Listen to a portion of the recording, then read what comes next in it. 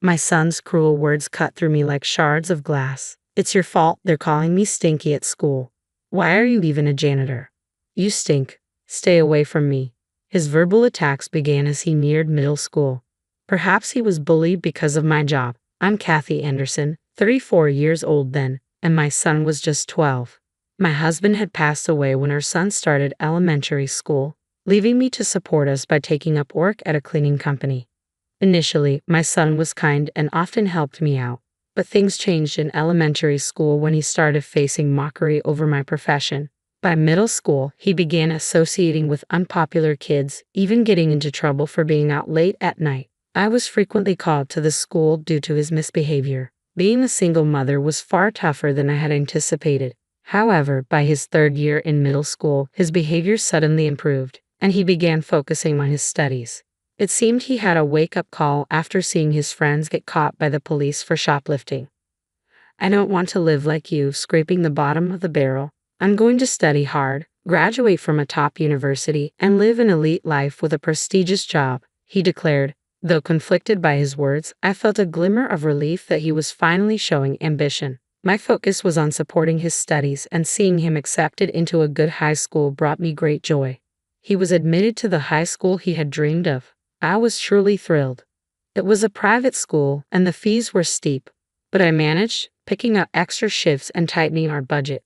Hey, what's with this sad excuse for a meal? I need more nutritious food, you know? Get me better meat. I'm sorry, I'm doing my best, but tuition is all I can manage right now. Then work harder. You're serving me this cheap food. Are you even my parent? A parent's job is to support their child. His verbal attacks intensified in high school, perhaps fueled by the affluent backgrounds of many of his classmates. It seemed he was struggling with his own circumstances. To shield him from any shame, I cut back on my own expenses, foregoing anything for myself and funneling everything I had into supporting him. Despite his current behavior, I held on to hope that he would mature with time, recalling his kindness in elementary school. I plan to study abroad in college. I want to go for about a year, so I'll need around $30,000 to $40,000. That much. You're not going to tell me you can't afford it, right? A parent's duty is to fulfill their child's wishes. Don't use poverty as an excuse. I understand, but if you go to university, there will be more tuition to consider. How could I possibly afford the cost of studying abroad? Even now, my life was already stretched thin. So, I requested the cleaning company to switch me to an early morning shift and took up a job at a 24-hour supermarket late into the night. My schedule was packed. I worked at the cleaning company from 7 a.m. to 3 p.m., then hurried home to prepare dinner, manage household chores, and headed to the supermarket from 5 p.m. to midnight. On days when the cleaning company was closed, I picked up extra shifts at the supermarket, working without a break. It was all so that my son could attend the prestigious private university he dreamed of. With only a high school diploma, I found immense joy in seeing my son go to university. By his second year, he ventured abroad for his studies. The university fees were hefty, and despite saving diligently, I had to take out a loan to cover the expenses of his study abroad. Living abroad was expensive, and I often received requests for money from my son. Despite the mounting debt, I couldn't bear to see him struggle in a foreign land, so I continued sending him financial support. After a year, he successfully completed his studies abroad, albeit delaying his college graduation by a year. My son returned home and promptly began asking for spending money again. Hey, Derek, you're in college now. Couldn't you find a part-time job? You expect your child to work and miss out on having fun? Unbelievable. I don't mean it that way, but could you try earning some of your own spending money? I'm focused on my studies. That's a student's responsibility. If I took on a part-time job, it would affect my job search after graduation. Do you want to jeopardize your child's future? As a parent, I can't understand those with limited education. I'm sorry, my son remained unchanged, but I felt relieved knowing he had safely graduated college. Landing a job at a well-regarded company lifted a weight off my shoulders. Once he began working, he stopped asking for spending money, which eased our lives. However, debts from his college and study abroad lingered, so I continued working tirelessly. After 4 years of his employment, I was nearing the end of paying off the debts. Although my son never contributed financially to the household, I managed. I once suggested he chip in a little since he lives here now, but he retorted, "You expect your child to give you money. Being a working adult means fulfilling social obligations, and it costs. You, a cleaner, and I, working at a prestigious company, are not the same." I never brought it up again. It's exhausting to argue like this every time I speak up. Maybe by then, I had grown accustomed to this life and didn't find working day and night too difficult. But unknowingly, perhaps my body was silently pleading for a break. I likely pretended not to notice. Then one day while cleaning a particular building, I spotted my son stepping out of an elevator. "Derek." Upon seeing me, my son scowled deeply. "Huh? Who are you?" "Excuse me. I don't know any old woman like you. Stop talking to me so casually, Derek. It's annoying." Being yelled at like that by my son was a huge shock. He didn't even look at me properly and quickly left. That night, after finishing my late shift and returning home, I found my son, who should have been asleep, drinking beer in the kitchen. As soon as he saw me, he began shouting as if he had been waiting for me. "Hey, old woman, what were you thinking? Why did you call out to me there? That person is a crucial business partner for my company." "Is that so? I've been cleaning that building for a long time." "What a coincidence. Look, even if you see me, don't acknowledge me. It's embarrassing if people find out my mom is a janitor. Don't embarrass me." "Embarrassing? I've been raising you like this." "What, do you think you can buy my favor with that? I didn't mean it that way. Anyway, if you see me outside, we're strangers. Don't talk to me casually. It's embarrassing for me if people find out you're my parent." It was quite a shock. I had been working tirelessly day and night for my son's sake, never expecting him to say something like this. I had hoped he would change someday, but now it seemed that day might never come. As I worked with these thoughts, I began to feel faint. When I regained consciousness, I was in a hospital bed. The doctor explained it was due to overwork. "You've accumulated a lot of fatigue. You've been pushing yourself too hard, haven't you?" Did I pass out? Your colleagues were concerned. They mentioned you always push yourself too hard, Mrs. I see. I ended up staying in the hospital for about a month to recover. Despite the hospital staff contacting my son, he never once visited during that time. However, my colleagues took turns visiting me, which was incredibly uplifting. The first person to rush to see me when he heard about my collapse was Mr. John Harrison. He's a kind man who always appreciates my work and shows concern for me. Having lost his wife early and raised his daughter alone, we found we had much in common and began talking frequently. "You've done so well until now. I think it's time for you to take things easier," Mr. John said, and I couldn't hold back my tears. It felt like all the feelings of being overlooked and misunderstood that I had carried were finally melting away. I realized I had been trapped in the mindset of relentless hard work all this time. A month after leaving the hospital, my usual routine awaited me, but I had ceased expecting anything from my son, so I felt somewhat liberated. Though we didn't converse much, one day he informed me he was getting married. His partner was the daughter of a senior executive at the company he dealt with. "That's wonderful." "Well, it's only natural for someone like me. After all, I graduated from a prestigious university, studied abroad, and now work at a top-tier company." I wanted to retort, "Who do you think paid for all that?" But I held my tongue. There was no point in arguing. It wouldn't change my son. It was futile. "But you don't need to come to the wedding." "Huh? It would be embarrassing to have a parent like you there, so I've decided to hire someone." "Rent a parent?" "Yes, you can even rent a family these days. If I have someone who looks wealthier than you attend as my mother, it'll reflect better on me." "You're having someone else act as your mother? It's better than you attending." "So that's what you think. Of course, you're not suitable for someone of my caliber. Don't show up at the wedding looking poor and lower class." "Fine then. I don't care about you anymore. Once I'm married, I'm moving out of here, never coming back. Consider our ties cut." "Sure, if that's what you want. I have no objections." "Good. With that settled, I'll finally be free of seeing your poor face." With that, my son declared his intention to move out a week before his wedding and left. I said nothing, just watched him go. I thought everything was finally over. There was one worry I had, but I kept it to myself. Little did I know what would happen next. On the wedding day, my son called me repeatedly, like a madman. I was quite busy and initially decided not to answer, but his persistent calls left me no choice. "What are you doing?" "Answer the phone." "I'm actually busy." "What's up?" Isn't today your wedding day? Yes, that's why I'm calling. Come over right now. Huh? What are you saying? I'm inviting you to my wedding. Be thankful and come. And now you don't want to see a poor person like me, do you? Would it be embarrassing for you if I showed up? Enough with the excuses. Just come and witness your son in his glory. As I said, I'm busy. I don't have time for such events. Such events. Fine then, goodbye. As I moved to hang up, my son's panicked voice stopped me. Wait, do you know a man named John? He's the CEO of the company where my future father-in-law works. Why? He approached me today, smiling, saying he owes you a lot.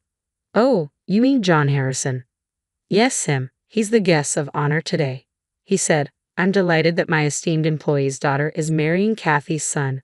Oh, I know John quite well. Really? How do you know the CEO of such a big company? As I've mentioned before, I work as a cleaner in John's company, specifically in that building. John is the CEO of the building where I met my son while working there. He's an exceptional boss who values every employee, including us cleaners. We struck up a conversation when I returned something he had left at the washstand while cleaning the toilets. How did you become friends with the CEO of a major company when you're just a janitor? We discovered we're both single parents and found common ground. Then he asked, why isn't she here? He said, you wouldn't forget to invite your mother, would you? Why not introduce him to the stand-in mom? He knows what you look like. It'll blow our cover. Oh, really? It's not, oh, really, just come over here now.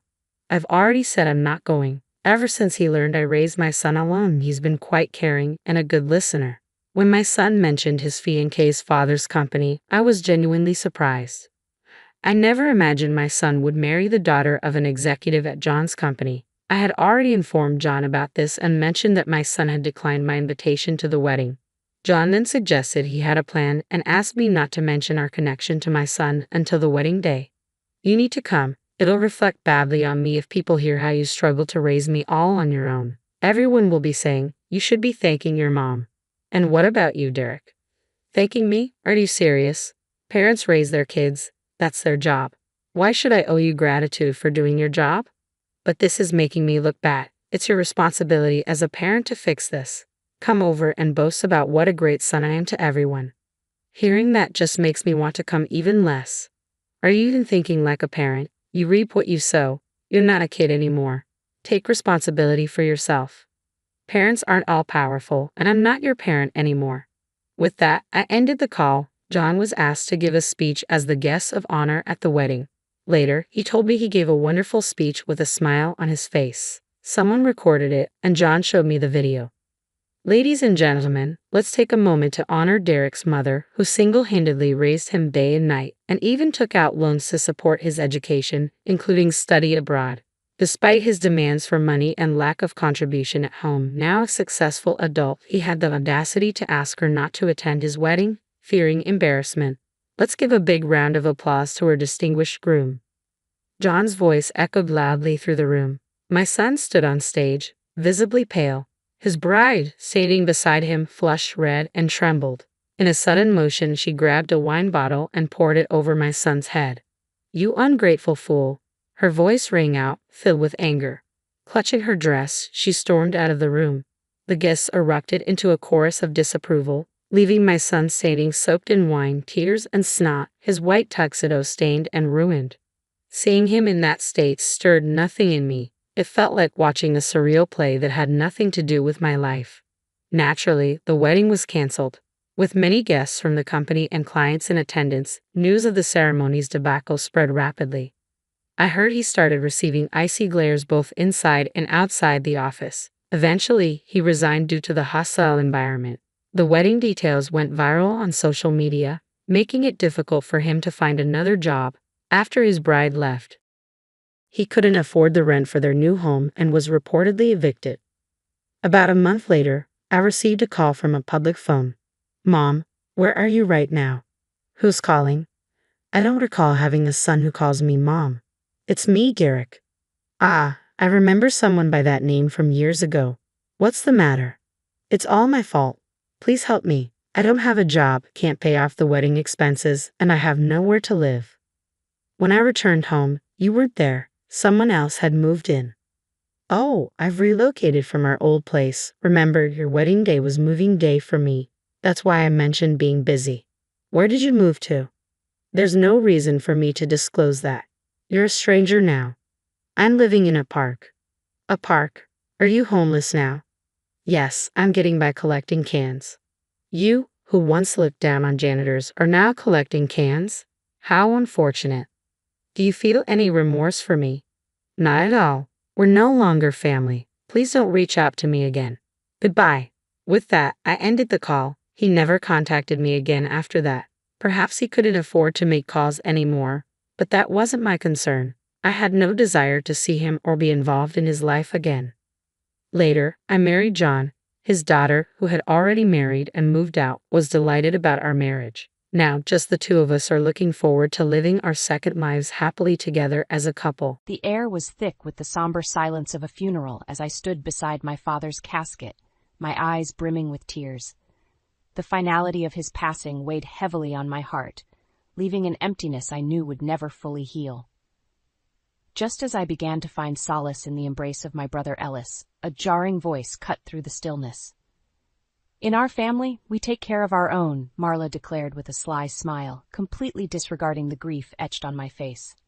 Her intrusion into this sacred moment only amplified the discomfort I had long felt about her relationship with my father.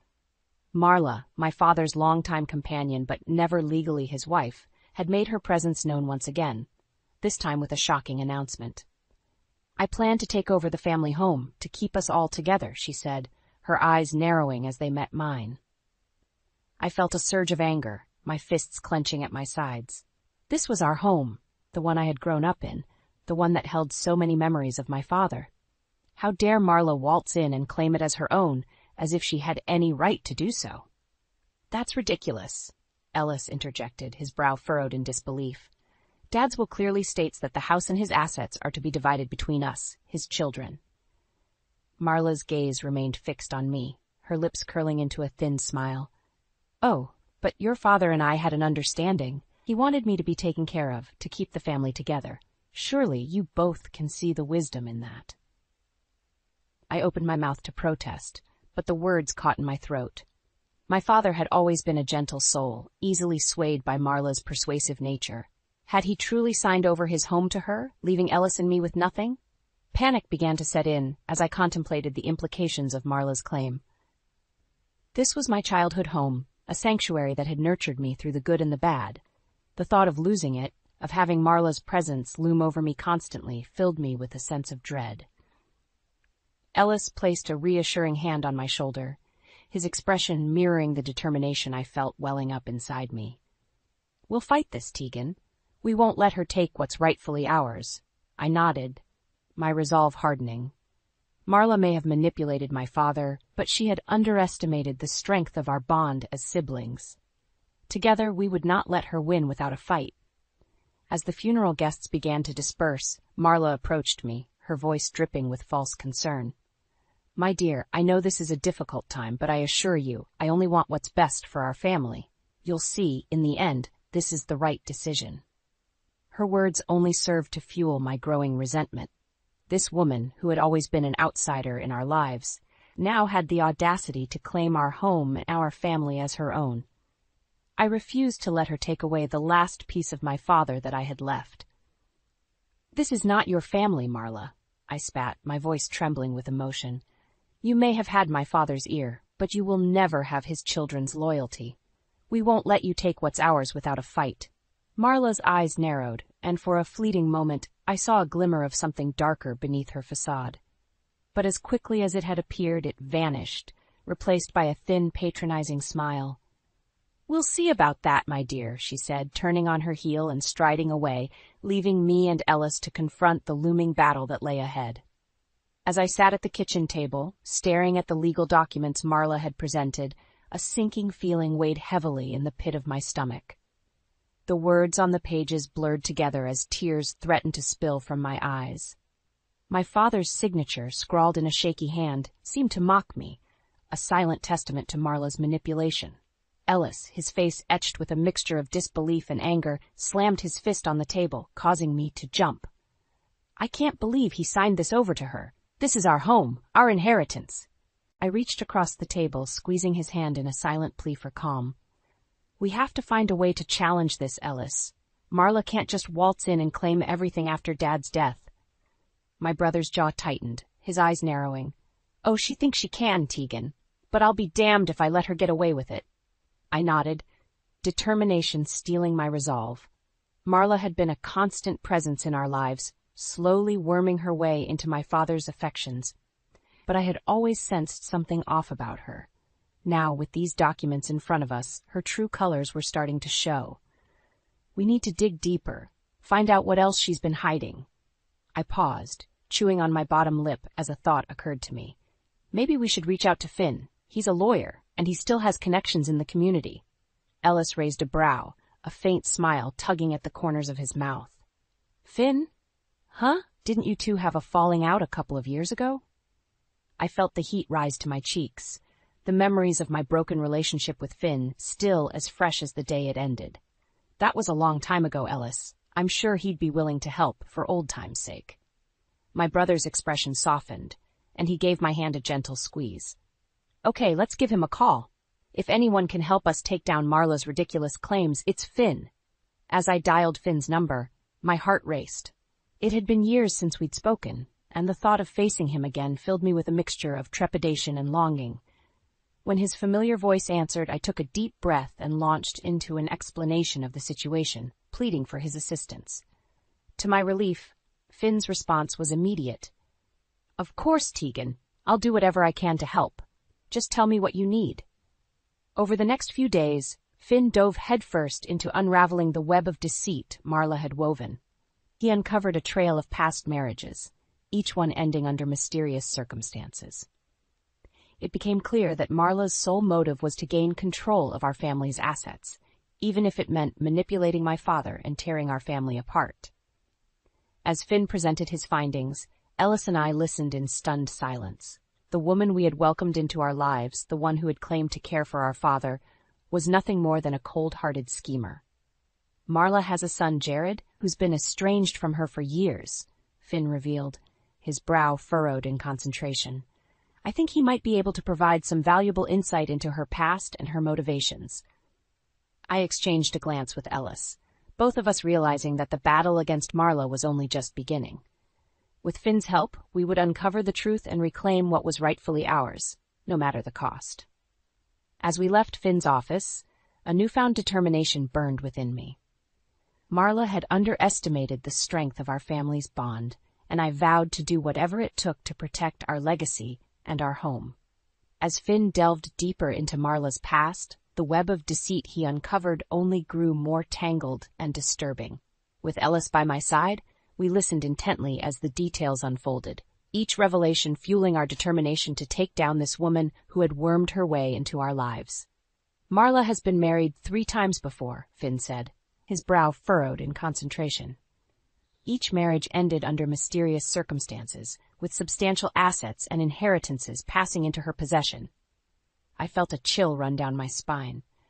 Marla had always seemed so charming and maternal, but the truth was far more sinister.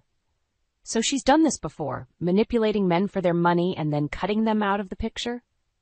Finn nodded grimly. It appears so, and the patterns are strikingly similar to what she's trying to do with your father's estate. Ellis clenched his fist, his knuckles turning white. The bitch, he growled. I can't believe we let her get this far. We should have seen through her act sooner.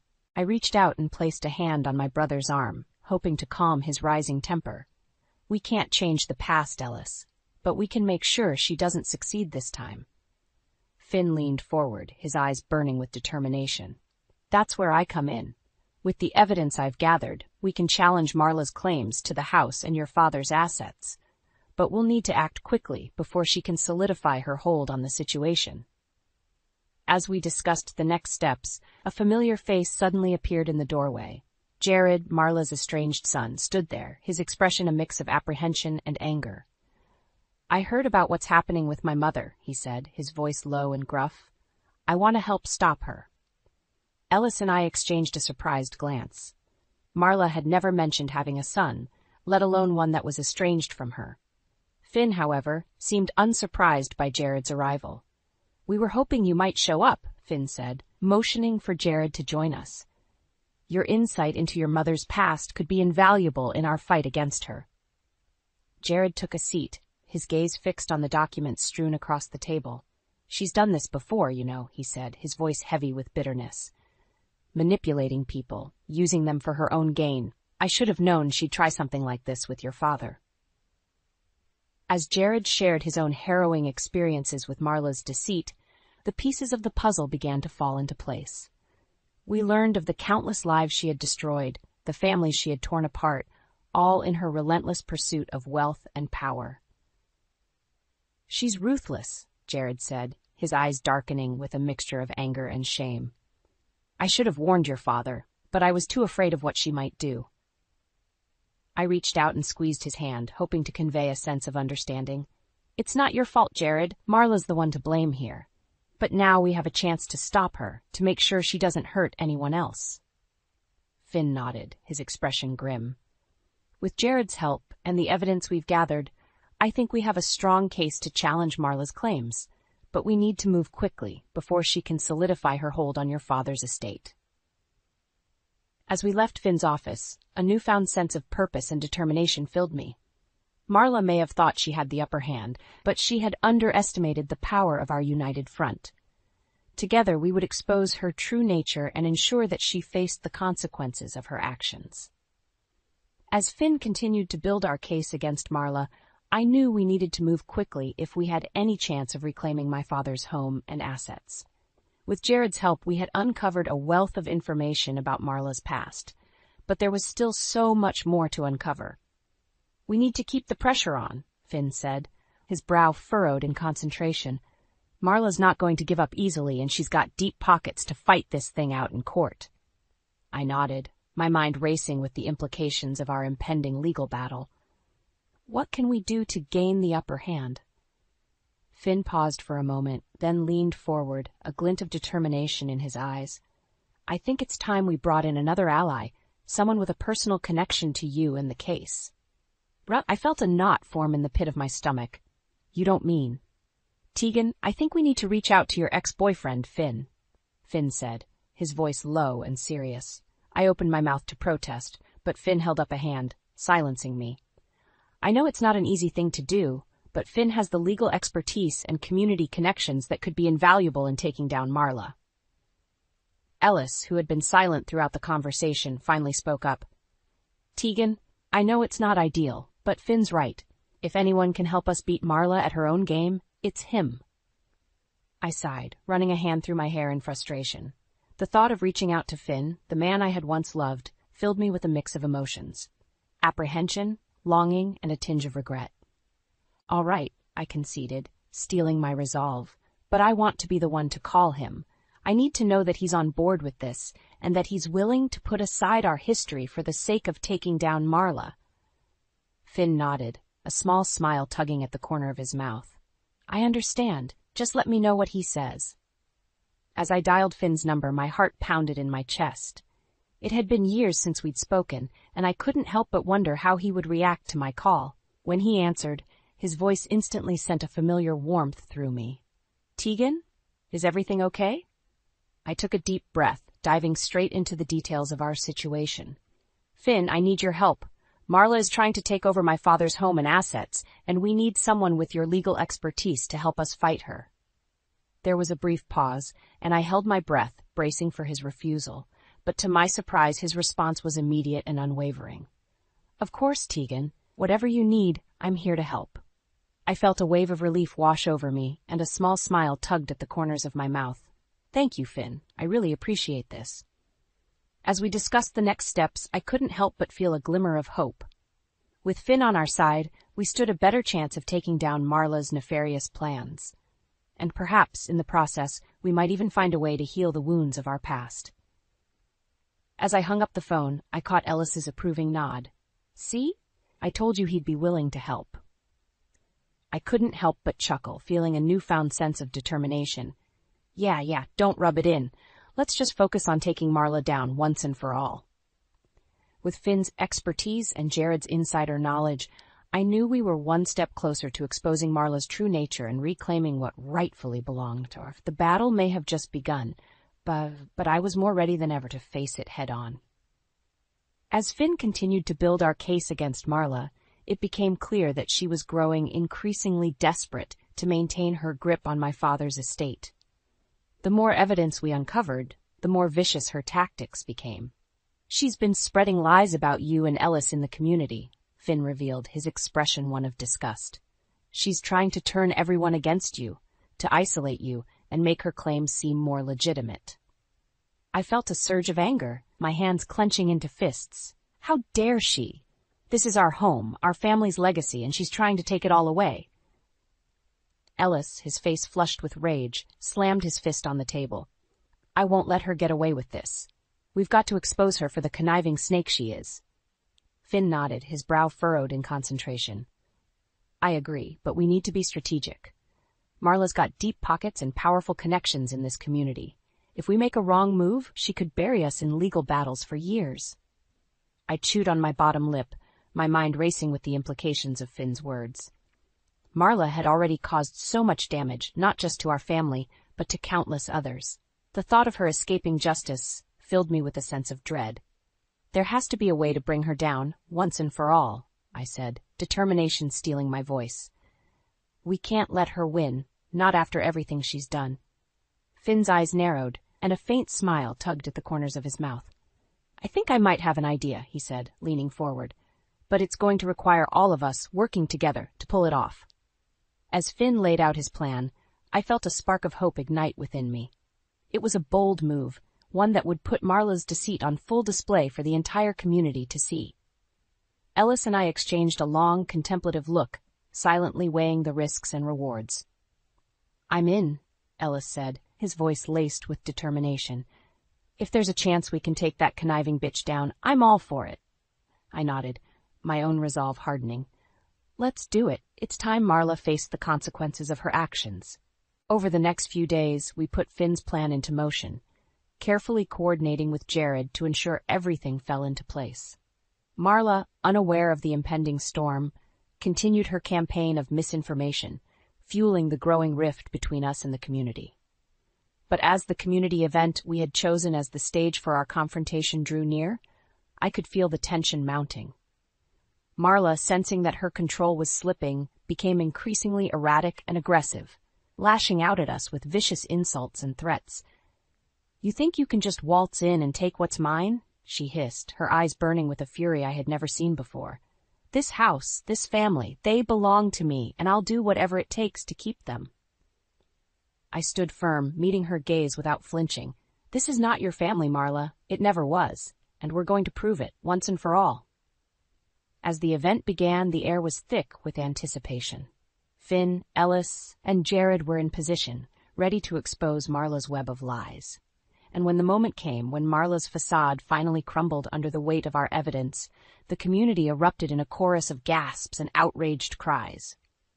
Marla, her eyes wild with desperation, tried to flee, but Finn and Ellis were there to block her path. "It's over, Marla," Finn said, his voice laced with triumph. "Your reign of manipulation and deceit ends here." As Marla was led away by the authorities, I felt a weight lift from my shoulders. The battle had been won, and our family's legacy had been reclaimed. But the true victory lay in the knowledge that Marla's reckoning was finally at hand. The air was charged with a palpable tension as Finn, Ellis, and I took the stage at the community event. Marla stood before us, her eyes narrowed with a mix of fury and desperation. I could practically feel the weight of her deception pressing down on us, daring us to expose the truth. "Everyone, please, listen to me," Marla pleaded, her voice dripping with false sincerity. "Tegan and Ellis are trying to steal what rightfully belongs to our family. I only want to keep us together, to honor the wishes of my beloved partner." I clenched my fists, my nails digging into the palms of my hands.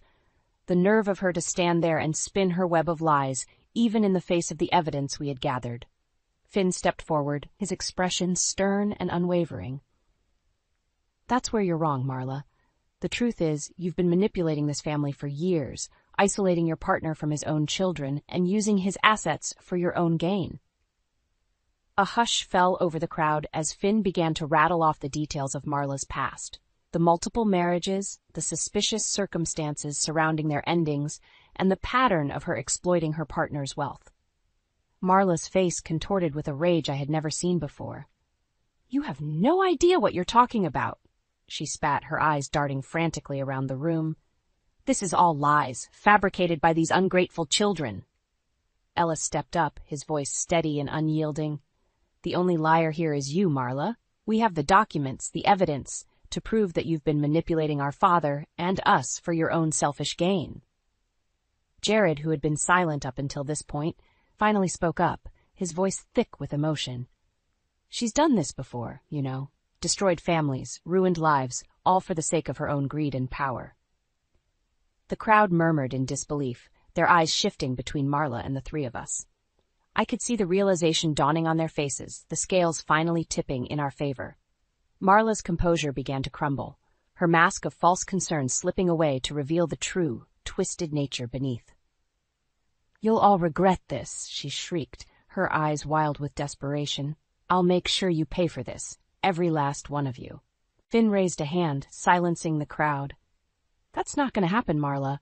We've filed the necessary legal actions to strip you of any claims to the family's assets and home. Your reign of manipulation and deceit ends here." As the authorities arrived to take Marla away, the air seemed to ripple with a palpable sense of relief and triumph. Ellis and I stood side by side, our shoulders squared, a small but victorious smile playing on our lips. The community members who had once been swayed by Marla's lies now looked upon us with newfound respect and admiration. They had seen the truth, the ugly reality of Marla's machinations, and they rallied behind us, offering their support and condolences. In that moment, I felt a weight lift from my shoulders. The battle was won, and our family's legacy had been reclaimed. Marla's downfall had been swift and decisive, a testament to the power of truth and the strength of our united front. As we left the event, Jared approached us, a tentative smile on his face. "Thank you," he said, his voice soft but sincere, "for exposing her, for giving me a chance to make things right. I'm sorry I couldn't do it sooner." I reached out and squeezed his hand, my own eyes brimming with unshed tears. "You're part of our family now, Jared. We're in this together." As we walked away, Ellis draped an arm around my shoulders, pulling me close. "It's over, Teague. We did it." I nodded, my heart swelling with a mix of relief and pride. The journey had been arduous, but in the end, we had emerged victorious, our family's legacy and our home secure. It was a bittersweet triumph, but one that filled me with a renewed sense of purpose and determination. As the dust settled after our public confrontation with Marla, the full weight of her downfall began to sink in. Watching her facade crumble, her desperate attempts to cling to power and control, was both satisfying and sobering. Finn wasted no time in initiating the necessary legal actions to strip Marla of any claims to our family's assets and home. The evidence we had gathered, bolstered by Jared's first-hand accounts, proved to be a devastating blow to Marla's case. "She's done," Finn declared, a triumphant glint in his eyes. "The judge has ordered the immediate transfer of the house and your father's estate back to you and Ellis." Ellis let out a breath I didn't realize he had been holding, his shoulders slumping with relief. "Finally, some good news. I was starting to think this whole thing would never end." I nodded, a small smile tugging at the corners of my mouth. "It's over, Ellis. We can finally start to rebuild, to move on with our lives." But as we celebrated our victory, a sense of unease began to creep in. Marla, once so confident and in control, had been reduced to a cornered animal, lashing out with desperation. "This isn't over," she hissed, her eyes burning with a twisted rage. "You think you've won, but I'll make sure you pay for this. All of you." Finn stepped forward, his expression unwavering. "Save it, Marla. Your threats hold no power anymore. You're going to jail for your past crimes, and you'll never be able to hurt this family again." Marla's lips curled into a snarl, and for a moment I saw a glimpse of the true darkness that had been lurking beneath her veneer all along. "You have no idea what I'm capable of," she spat. "I'll make sure you all suffer, just like I have." As the authorities led her away, I couldn't help but feel a chill run down my spine. Marla's words, laced with a chilling certainty, sent a wave of unease through me. Had we truly seen the last of her twisted machinations?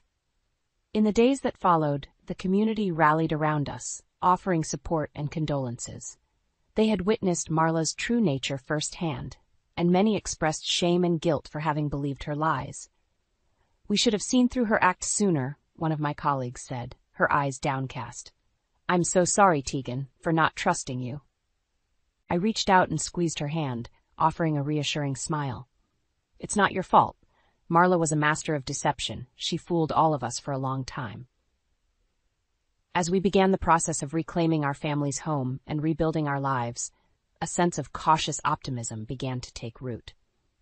Finn, Ellis, and I worked tirelessly to create a community arts program in our father's memory, channeling our energy into something positive and meaningful. But just as we were starting to find our footing, a sudden and shocking development sent shockwaves through our community.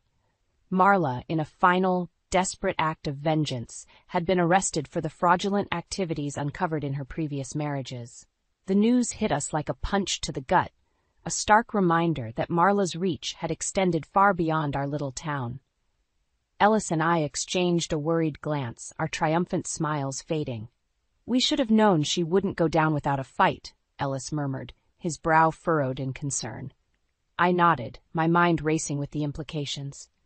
"We can't let our guard down, not now. Marla's still out there, and she's proven she'll stop at nothing to get what she wants." As we grappled with this new development, I couldn't help but feel a sense of unease. Marla's downfall had been swift and decisive, but the scars she had left on our family would take time to heal.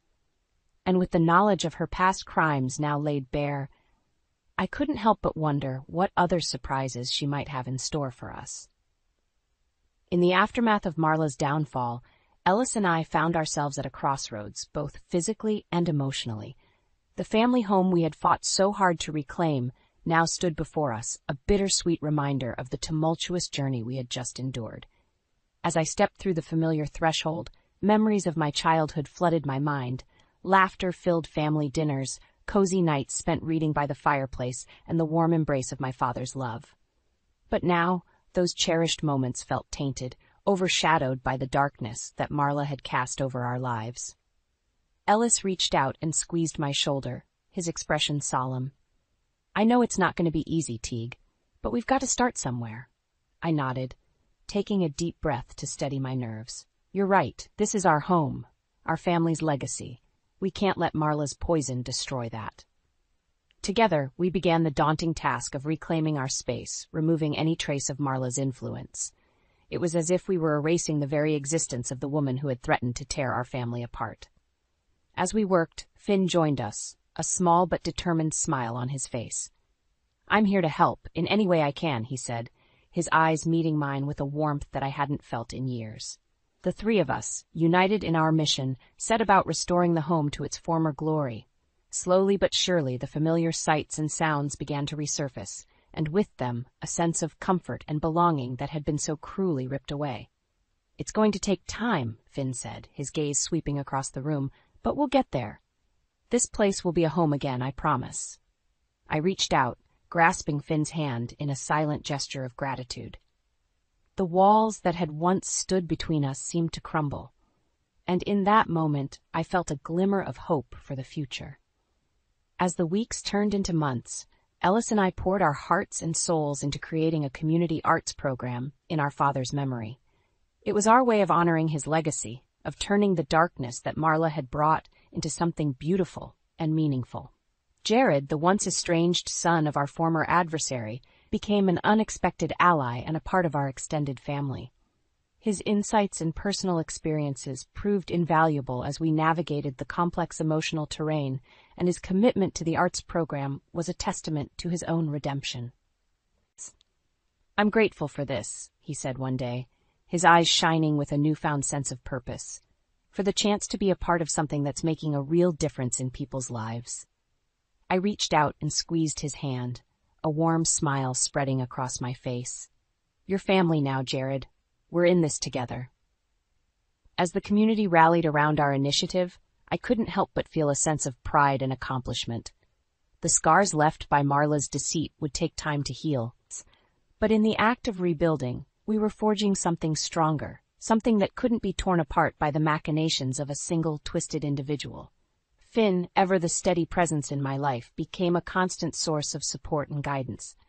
The walls between us had crumbled, and in their place, a renewed sense of trust and affection blossomed. It was a gentle, yet powerful reminder that even in the face of adversity, love could still find a way to flourish. As I stood in the newly restored family home, surrounded by the people I loved, I felt a weight lift from my shoulders. Marla's reign of terror was over, and in its wake, a new chapter had begun, one filled with hope, resilience, and the unwavering strength of our family bond. "Paige, Morgan's been in an accident." Grant's voice trembled with fear as he clutched his phone. My heart sank as I turned away from the mirror, the shimmering wedding dress draping my body suddenly feeling like a cage. It was supposed to be the happiest day of our lives, a celebration of love and commitment. But in that moment, everything changed. Grant's sister, Morgan, had been rushed to the hospital, and the news shattered the joyful anticipation that had filled my bohemian-styled apartment just moments earlier. As Grant hung up the call, his expression morphed from panic to a haunting determination. "I need to go to her," he said, his words laced with an urgency that sent a chill down my spine. I searched his eyes for reassurance, but all I found was a deep, unsettling void. "But the wedding?" I stammered, grasping at the threads of our once-perfect plan. Grant's jaw clenched as he shook his head. "I'm sorry, Paige. I have to be there for Morgan. We'll have to postpone everything." With those words, he turned and rushed out the door, leaving me standing amidst the delicate lace and satin, tears welling in my eyes. It was as if the universe itself had conspired to unravel the dream we had so carefully woven. As the hours ticked by, with no word from Grant, a gnawing suspicion began to take root. His behavior had been changing over the past few weeks, his attention constantly drawn to Morgan's well-being, even during our most intimate moments. Desperate for answers, I reached for my phone and dialed Kevin, my best friend and boss, at the vinyl record store where I worked. "Kev, something's not right," I confided, my voice trembling with uncertainty. Kevin's calming presence offered solace, but it couldn't quell the nagging feeling that Grant's sudden departure was more than just a family emergency. Little did I know this was only the beginning of a whirlwind of betrayal and deceit that would test the very limits of my resilience. The days after Grant's abrupt departure blurred together in a haze of confusion and heartache.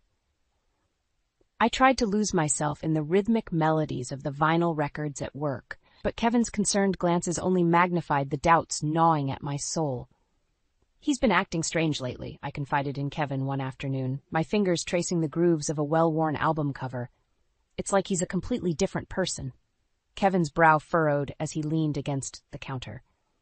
"Have you tried talking to him about it?" I shook my head, my lips pressed into a tight line. "Every time I bring it up, he brushes me off or changes the subject." As the weeks passed, Grant's behavior grew increasingly erratic. He would come home late, his eyes glazed over, and his phone constantly buzzing with messages he refused to share. The once loving fiancé I had adored was slowly slipping away, replaced by a stranger consumed by a dark obsession with his sister's well-being. One night, as Grant tossed and turned beside me, his phone lit up with a flurry of notifications. Against my better judgment, I reached for it, my heart pounding in my chest. What I saw made my blood run cold. A string of intimate messages between Grant and a woman named Alicia. Who's she talking about? Alicia's message read, "Your sister or your fiancé?" Grant's reply was swift and chilling. "Both. They're both wrapped around my finger." I recoiled in horror, my mind racing with 1,000 unanswered questions. Was Grant having an affair?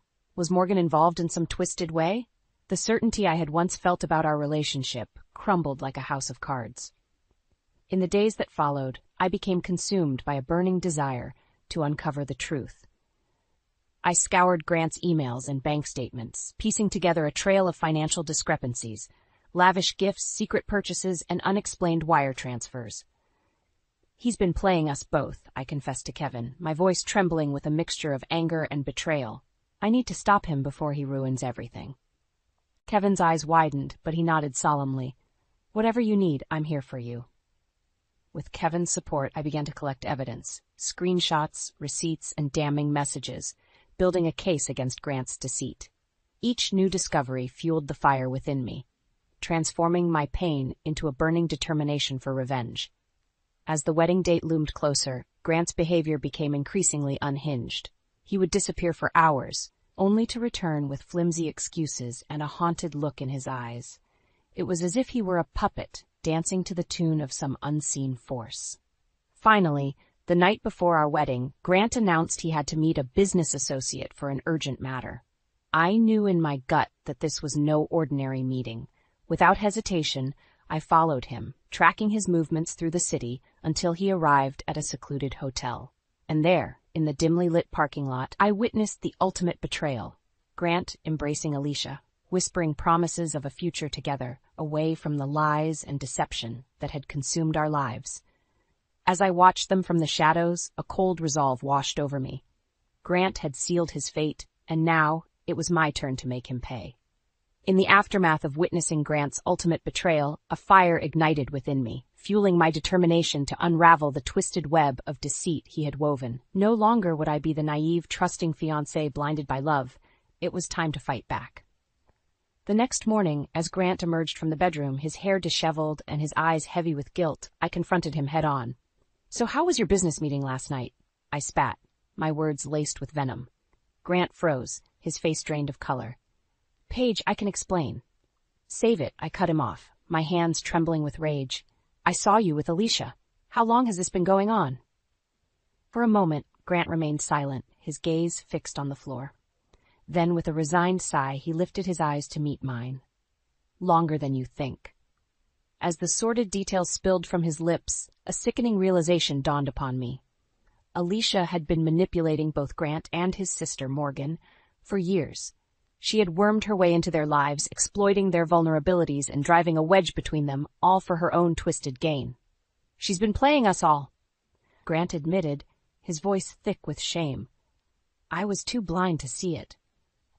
But as the truth unraveled, it became clear that Grant's hands were far from clean. He had been funneling money to Alicia, showering her with expensive gifts and indulging her every whim, all while lying to me about our financial situation. "How could you do this to me?" I cried, hot tears streaming down my cheeks. "After everything we've been through together?" Grant's shoulders slumped, his eyes filled with remorse. "I'm sorry, Paige. I never meant for it to go this far." But his apologies rang hollow, a feeble attempt to assuage the pain he had inflicted. In that moment, I realized that the man I had once loved was nothing more than a shadow, a puppet dancing to Alicia's twisted tune. As the days ticked by, the wedding preparations continued, a cruel charade that only served to fuel my simmering rage.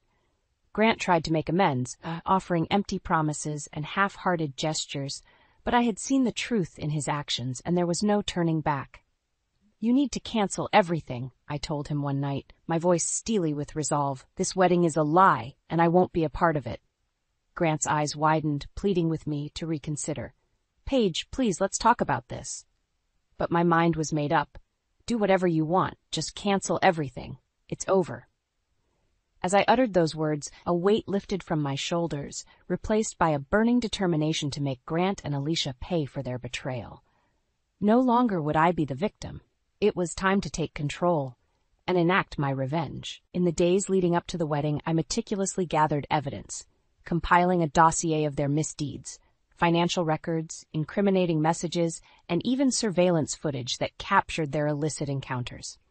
With each new piece of damning proof, my resolve hardened, and a plan began to take shape. On the eve of what should have been our wedding day, I made a silent vow. Grant and Alicia would face the consequences of their actions, and I would be the one to deliver the ultimate payback. With Grant's confession and the revelations about Alicia's manipulative schemes, a fire ignited within me, a burning desire for justice that would not be extinguished until I exposed their betrayal and made them pay for their actions. I became a woman possessed, scouring every nook and cranny for evidence of their deceit. Bank statements, credit card bills, even Grant's hidden stash of burner phones. Nothing was off limits in my quest for the truth. And with each new discovery, the picture became clearer. Grant had been funneling money to Alicia for years, lavishing her with extravagant gifts and vacations, all while lying to me about our finances. The depth of his deception was staggering, and yet he had the audacity to beg for my forgiveness. "Paige, please, let me make it up to you," he pleaded one evening as I pored over a stack of incriminating receipts. "It was all Alicia's doing. She manipulated me." I scoffed, my fingers tightening around the damning evidence. "Save it, Grant. I'm done with your lies." His eyes widened, panic setting in as he realized the gravity of the situation. "What are you going to do?" A twisted smile crept across my lips. "Oh, you'll see." In the days that followed, I became a master of subterfuge, shadowing Grant's every move and documenting his clandestine meetings with Alicia. I captured them in their most intimate moments, their lips locked in passionate embraces, their bodies intertwined in a twisted dance of betrayal. And as the evidence mounted, a plan began to take shape, a grand scheme to expose their duplicity and bring their house of cards crashing down around them. "I have everything I need," I confided in Kevin one night, spreading the damning photographs and financial records across the counter of the vinyl store. "It's time to make my move." Kevin's eyes widened as he took in the sheer magnitude of Grant and Alicia's deception. "Paige, this is—" He trailed off, shaking his head in disbelief. "I know," I replied, my voice steely with resolve, "and they're going to pay for what they've done." As the days ticked down to what should have been our wedding, the tension mounted. Grant grew increasingly agitated, sensing that the noose was tightening around his neck. But still, he clung to the delusion that he could salvage our relationship, that his empty promises and hollow apologies would be enough to make me forget his transgressions. "Paige, I'm begging you," he pleaded one night, his eyes shining with unshed tears. "Don't do anything rash. Think about what you're risking." But his words fell on deaf ears. I had already made up my mind. There would be no turning back, no second chances. Grant and Alicia had sealed their fate, and now they would face the consequences of their actions.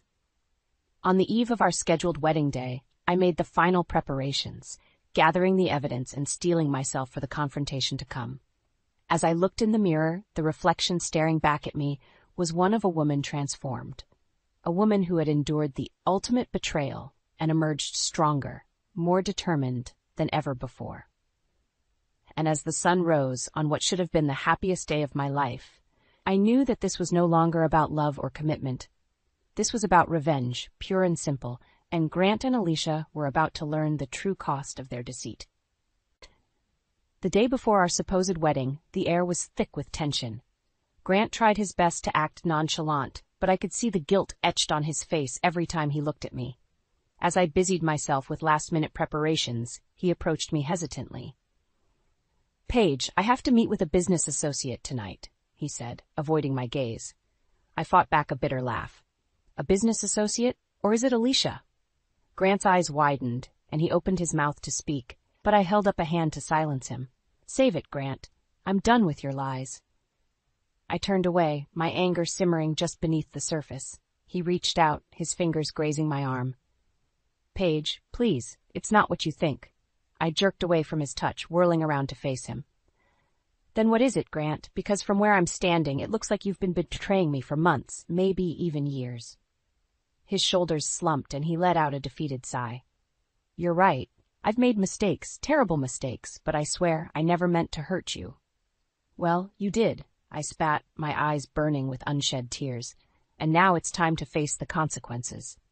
As he opened his mouth to protest, I held up a hand, silencing him once more. "Just go, Grant. Go meet your precious Alicia. But know this, whatever happens next, it's on you." With that, I turned on my heel and stormed out of the apartment, leaving him standing there, a pathetic shell of the man I once loved. As I stepped out into the crisp evening air, a newfound sense of determination washed over me. I knew what I had to do. I had to catch Grant and Alicia in the act, to expose their betrayal in the most public, humiliating way possible. With trembling hands, I pulled out my phone and called Kevin. "Kev, I need your help," I said, my voice barely above a whisper. There was a pause on the other end of the line, and then Kevin's familiar voice cut through the silence. "Anything, Paige. What do you need?" I took a deep breath, steeling myself for what was to come. "I'm going to follow Grant tonight. I need you to be ready with the evidence, everything we've collected." Kevin didn't hesitate. "I'm on it. Just say the word, and I'll be there." As I ended the call, a sense of calm settled over me. This was it. The moment I had been waiting for, the chance to make Grant and Alicia pay for their deceit. I tailed Grant from a safe distance, my heart pounding in my chest as he made his way to a secluded hotel on the outskirts of town. Sure enough, there she was, Alicia, waiting for him in the dimly lit parking lot, her arms outstretched in an embrace that made my stomach churn. I watched, my fingers tightening around my phone, as they disappeared into the hotel, their laughter echoing through the night like a twisted mockery of the love we once shared. And in that moment, I knew what I had to do. With a few taps on my screen, I sent a message to Kevin, the weight of my decision settling heavily on my shoulders. It's time. Bring everything you've got. We're going to stop this wedding once and for all. The grand wedding venue was a vision of elegance, with delicate flower arrangements adorning every surface and soft music filling the air. But as I stood there, surrounded by the trappings of what should have been the happiest day of my life, all I could feel was a burning rage. Grant fidgeted nervously beside me, his face pale and his hands trembling. "Paige, please," he whispered, his voice strained. "Let's just call this whole thing off. We can start over, I swear." I turned to him, my eyes blazing with fury. "Start over?" I scoffed. "After everything you've done? After all the lies and betrayal?" He opened his mouth to respond, but I held up a hand, silencing him. In that moment, the sounds of the arriving guests faded into the background, and all I could hear was the pounding of my own heart. As the ceremony began, I stood there, frozen in place, my mind racing with 1,000 different emotions. Part of me wanted to run, to flee from this twisted charade and leave Grant and his web of deceit behind. But a stronger force kept me rooted to the spot, the burning desire for justice, for vengeance. And then, as the officiant began to speak, I saw him, Kevin, slipping through the crowd like a silent guardian angel, a flash drive clutched in his hand. Our eyes met, and he gave a subtle nod, a silent confirmation that the moment had arrived. Without warning, I stepped forward, my voice cutting through the hushed silence like a knife. "Stop!" I shouted, drawing all eyes towards me. "This wedding can't go on." Grant's face drained of color as he turned to face me, his eyes wide with panic. "Paige, what are you doing?" But I didn't falter, my gaze fixed on the crowd before me. "This man," I declared, gesturing towards Grant, "has been lying to all of us. He's been carrying on an affair, betraying me in the worst possible way." A collective gasp rippled through the guests, and I could see the shock and disbelief etched on their faces. But I wasn't done yet. "Not only that," I continued, my voice rising with each word, "but he's been funneling money, our money, to his mistress. He's been living a double life, playing us all for fools." Grant's mouth opened and closed like a fish out of water, but no words came out. He was trapped, caught in the web of his own lies. "Don't believe me?" I turned to Kevin, who stepped forward, holding up the flash drive. "I have proof. Financial records, text messages, even surveillance footage of Grant and his mistress together." With a few clicks, the damning evidence began to play on the large screens flanking the altar, leaving no doubt as to the depth of Grant's betrayal. The room erupted into chaos, with guests shouting and hurling accusations at the man who was supposed to be my husband. But through it all, I stood tall, my chin raised defiantly, reveling in the sweet taste of revenge. Grant turned to me, his eyes pleading.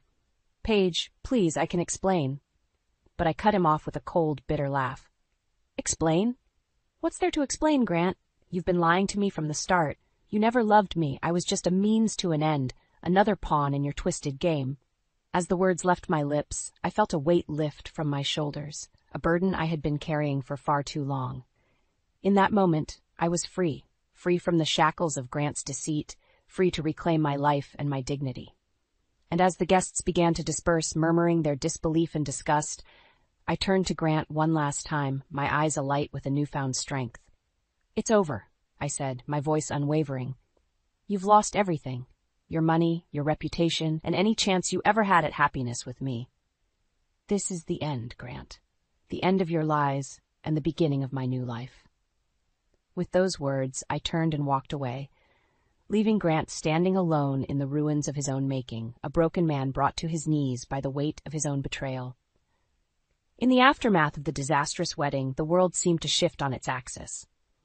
As the dust settled and the initial shock wore off, a new reality began to take shape. One where Grant's web of lies lay in tatters, exposed for all to see. I retreated to the safety of my family home, seeking solace in the warm embrace of my parents. Their eyes shone with a mixture of pride and sorrow as they held me close, whispering words of comfort and reassurance. "You did the right thing, sweetheart," my father murmured, his voice thick with emotion. "That snake got what was coming to him." My mother nodded, her hand gently stroking my hair. "We're here for you, Paige. Always." Their unwavering support was a balm to my wounded soul, a reminder that even in the darkest of times, love and family could prevail. As the days passed, the fallout from the wedding disaster continued to ripple through our lives. Grant's parents, once so proud and aloof, were forced to confront the harsh reality of their son's betrayal. I'll never forget the look on his mother's face when she showed up at my doorstep, her usual composure cracked, and her eyes rimmed with tears. "Paige," she choked out, her voice trembling. "I'm so sorry. We had no idea." I stood there, uncertain of how to respond. This was the woman who had once looked down on me, who had deemed me unworthy of her precious son, and yet in that moment all I could see was a broken mother, her world shattered by the actions of the child she had trusted. "He's lost everything," she continued, her words tumbling out in a torrent of grief. His job, his money, his future, all because of that wretched woman he was seeing. I nodded, my own anger simmering just beneath the surface. "Alicia." I spat out the name like a curse. She was the one pulling the strings all along. Mrs. Grant's eyes widened, and she clutched at my arm, her nails digging into my skin. "You know about her? Tell me everything, Paige. I need to know the truth." And so I did.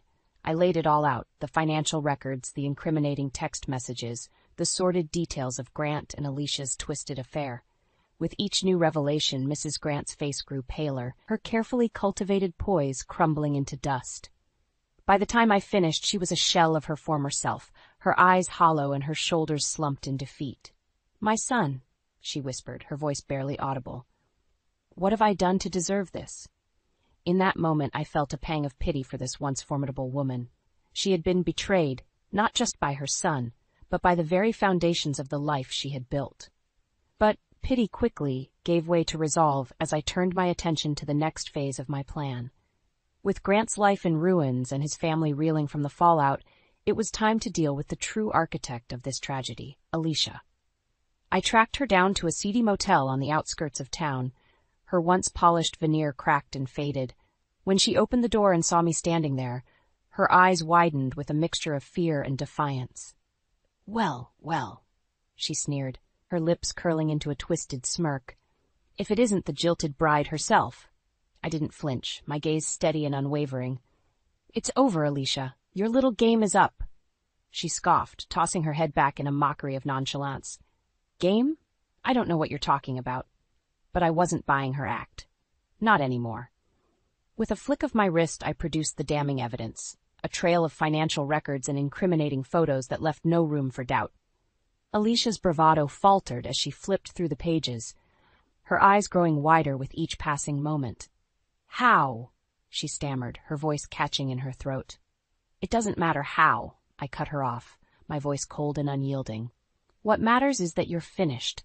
You've lost your hold over Grant, and now you're nothing but a pathetic, broken shell of a woman." For a moment she stared at me, her eyes burning with a mixture of rage and fear. Then, without warning, she crumpled to the floor, her body racked with sobs.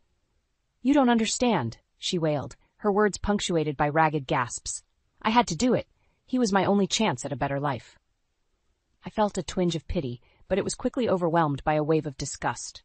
This woman had torn my life apart, all in pursuit of her own selfish desires.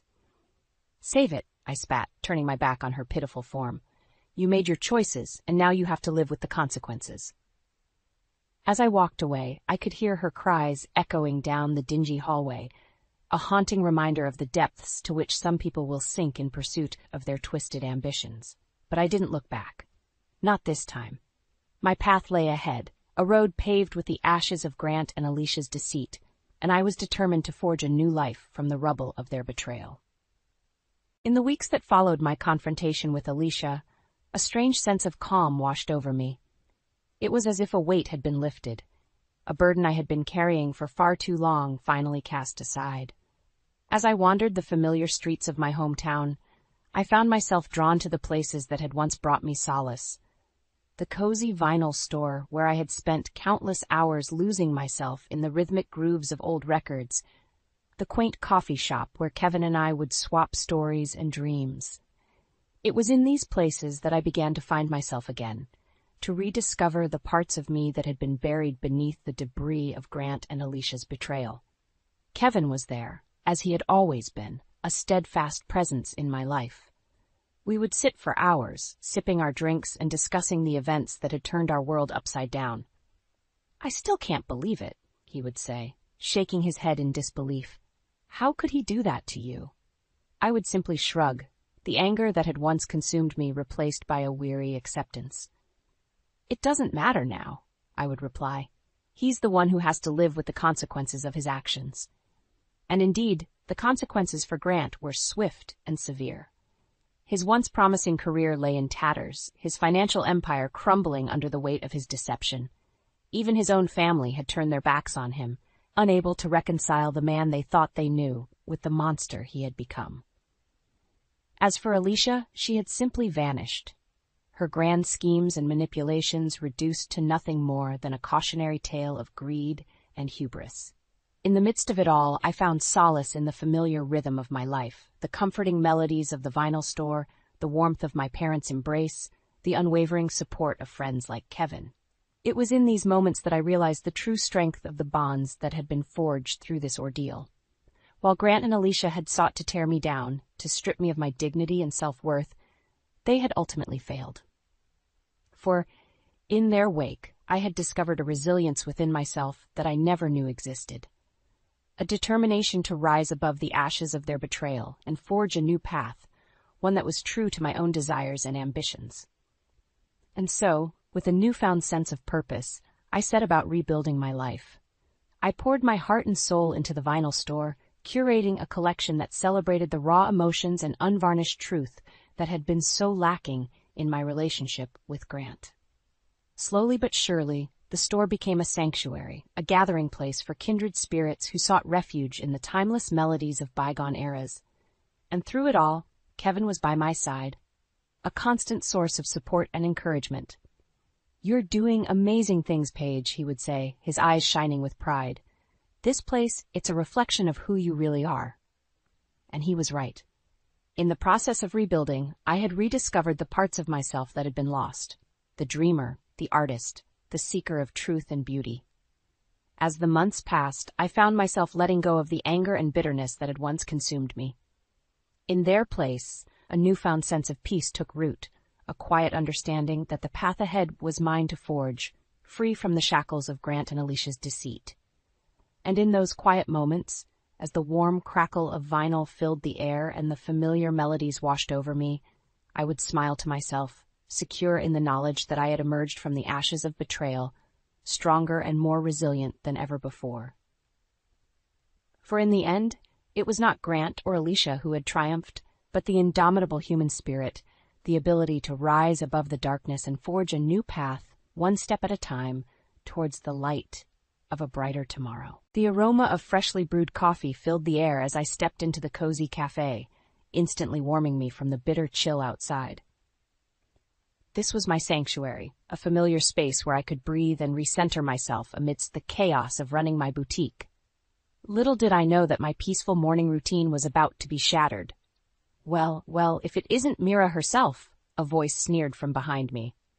I froze, recognizing that condescending tone all too well. Slowly turning, I came face to face with Eli, my ex-husband, looking every bit as smug as I remembered. By his side stood a woman I didn't recognize, her perfectly coiffed hair and designer ensemble radiating an aura of wealth. "Ely," I managed, struggling to keep my voice level. "What a surprise." His lips curled into a cold smile. "Mira, meet Lena, my fiancée and soon-to-be wife." Lena extended a perfectly manicured hand, her engagement ring glittering like a neon sign announcing her status. "So lovely to finally meet you," she cooed, her voice dripping with artificial sweetness. I forced myself to shake her hand, painfully aware of the stark contrast between her polished demeanor and my casual, worn attire. In that moment, I felt small and insignificant in their presence. Now, Lena, don't be too warm towards my ex-wife. Eli chuckled, looping an arm around her waist in a possessive gesture. She's just the owner of a little boutique, struggling to make ends meet. My cheeks burned with humiliation, but I refused to show weakness. At least my business is built on hard work and integrity, not shady deals like some people. Eli's eyes narrowed dangerously. Watch your tone, Mira. Wouldn't want to jeopardize that precious little shop of yours now, would we? Before I could respond, Lena interjected smoothly. Eli, dear, let's not dwell on unpleasantries. What if Mira's just upset she couldn't keep a husband satisfied? She tossed me a pitying glance that felt like a slap in the face. Rage bubbled within me, but I swallowed it down, not wanting to give them the satisfaction of a reaction. With as much dignity as I could muster, I turned on my heel and stormed out of the cafe, the weight of their laughter following me into the frigid air. As I marched down the bustling street, tears of humiliation stung my eyes. How dare Eli flaunt his new life as if our marriage meant nothing? And that Lena... Her words cut deeper than any insult, implying I was to blame for our failed relationship. But beneath the hurt and anger, a newfound determination took root. I would not crumble under their disdain. My boutique was more than just a business. It was a testament to my resilience, my very identity, and I would fight tooth and nail to protect it, no matter what challenges came my way. With renewed resolve, I straightened my shoulders and lifted my chin high. Eli and his pretentious fiancée could sneer all they wanted. This was my life, my world, and I would emerge victorious, leaving their scorn as nothing more than a bitter aftertaste. Little did I know that frosty encounter was merely the first taste of a storm brewing on the horizon, one that would test the very limits of my strength and perseverance.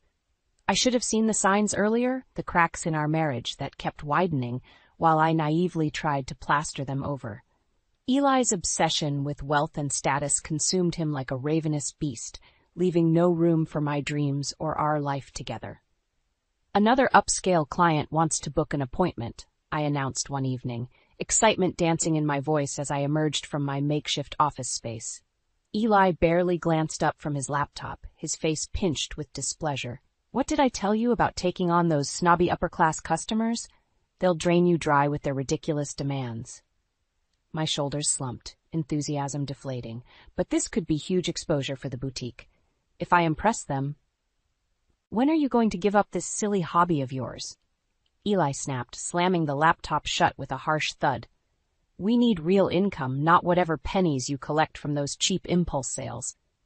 I flinched as if he'd struck me. It's not just a hobby, Eli. My boutique is my passion, my dream. I thought you supported me. He scoffed, raking a hand through his meticulously styled hair.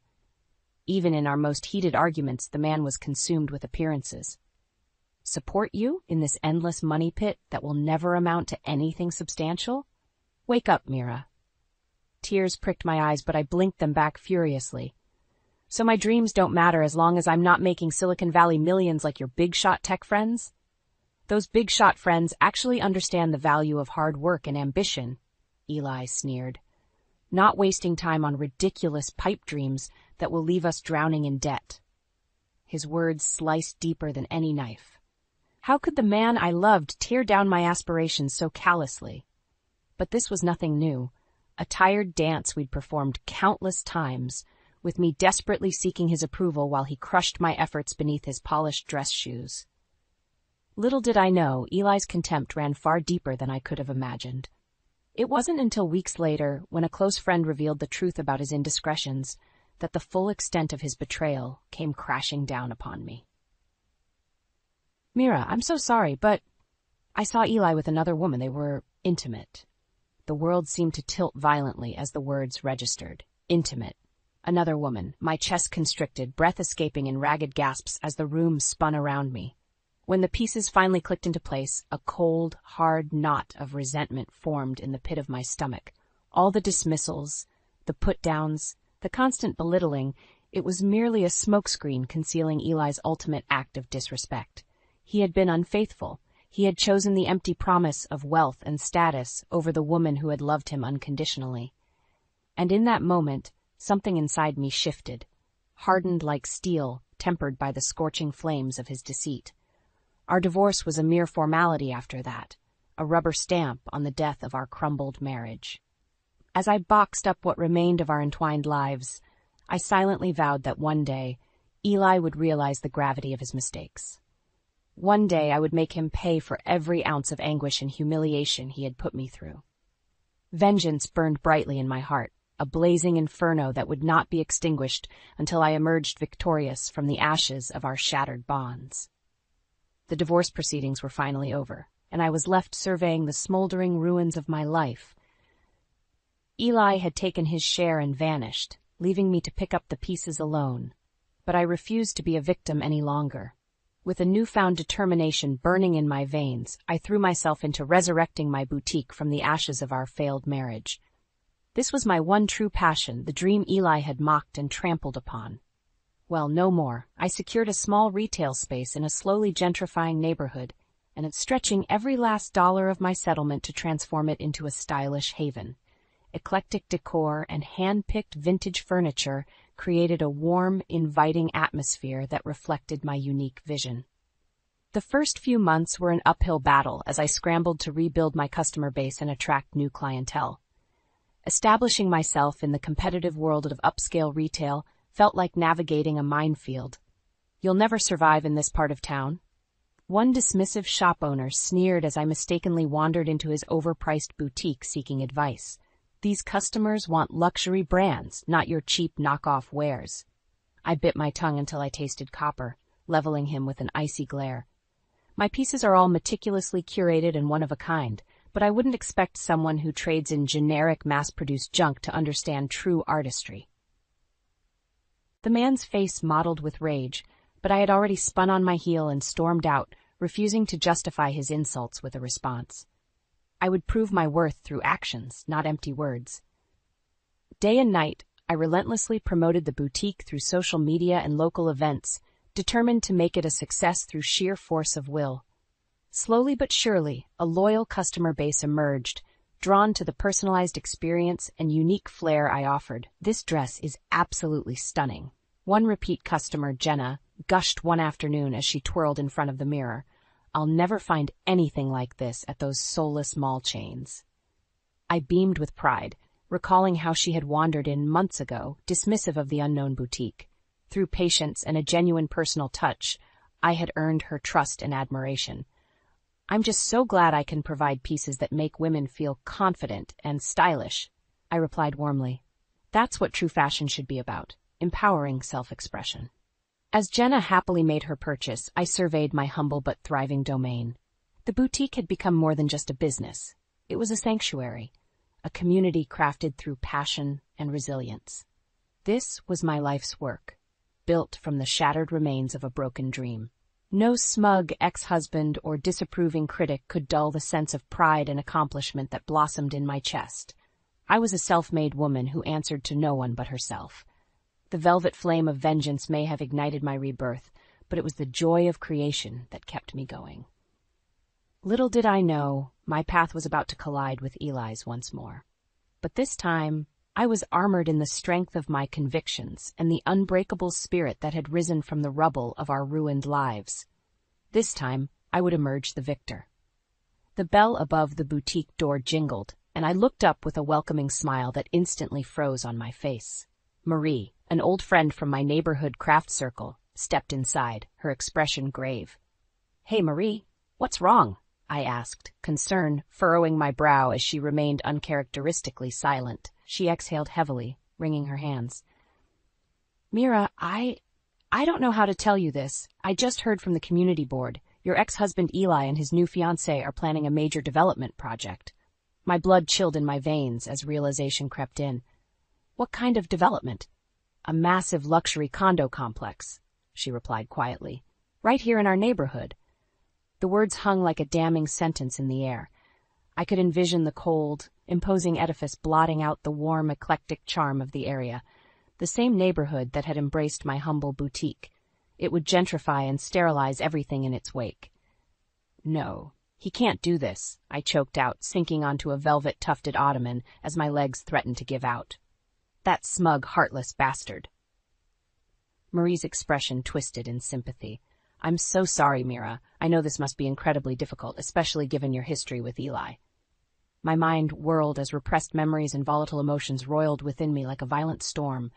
The cruel words, the belittling, the infidelity, it all came crashing back in agonizing clarity, and now he sought to destroy the one thing I had rebuilt from the wreckage of our ruined marriage.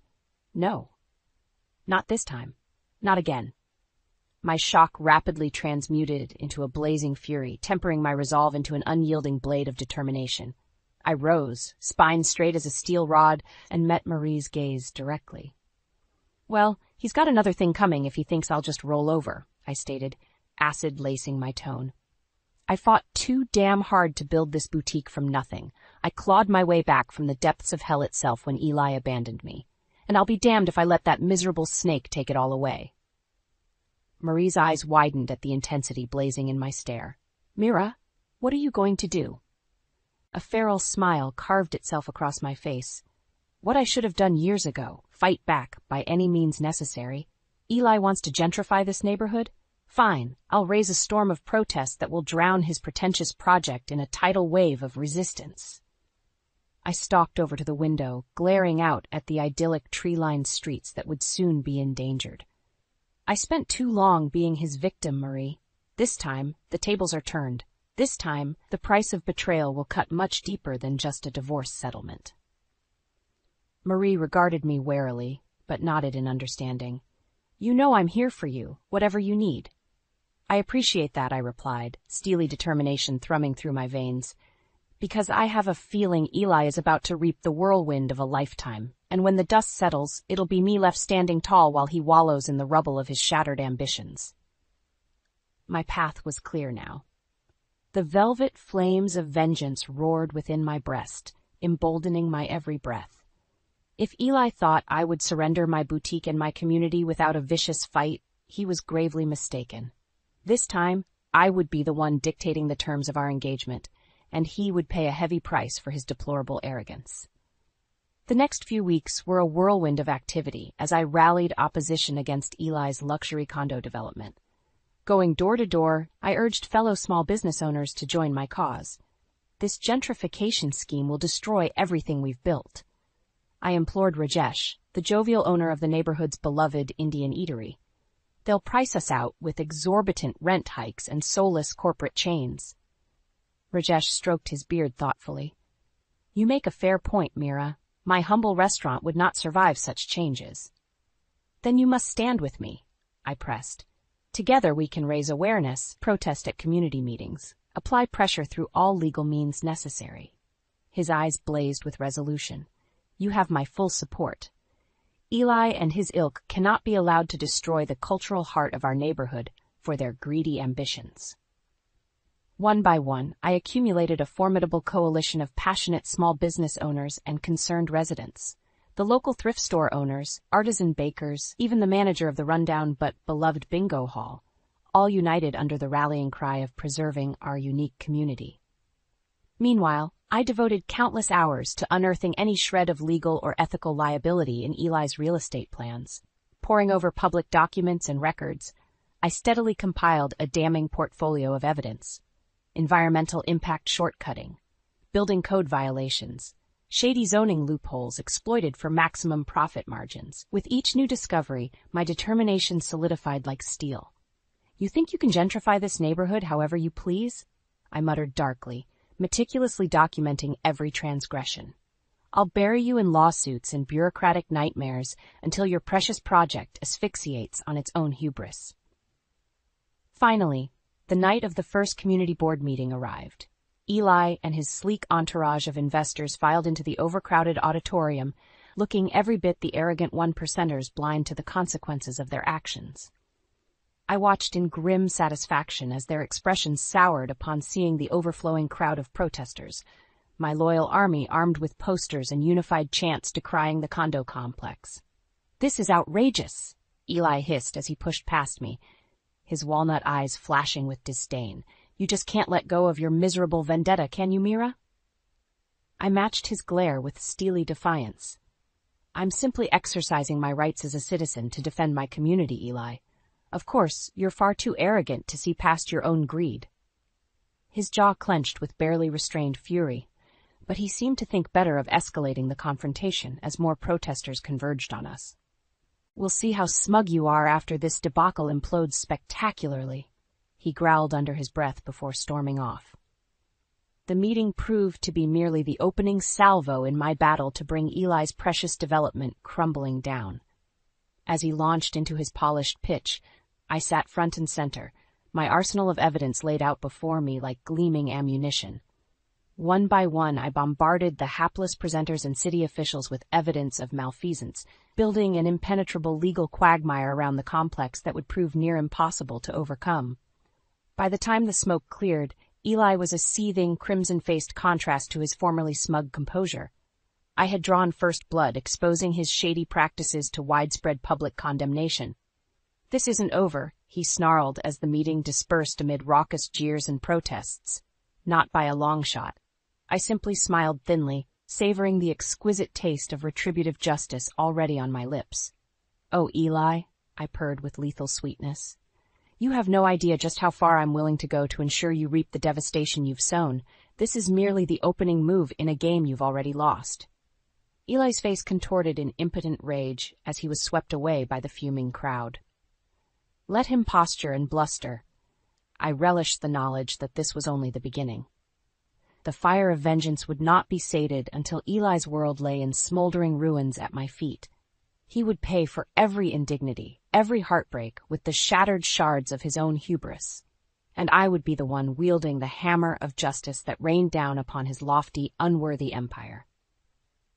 The aftermath of that fateful community meeting left shockwaves reverberating through the city.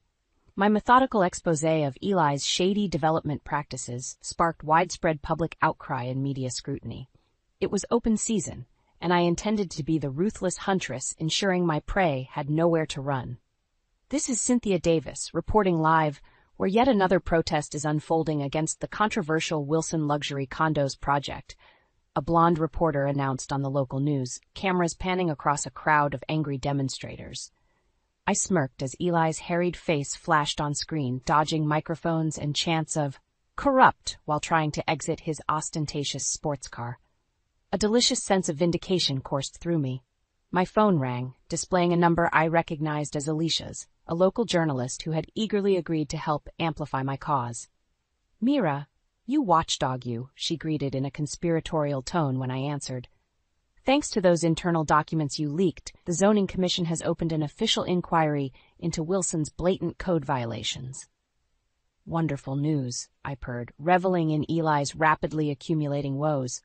"But we're just getting started, Alicia. I have a full dossier on their underhanded dealings, everything from environmental shortcuts to shady investment laundering." There was a pause, then an incredulous chuckle from Alicia.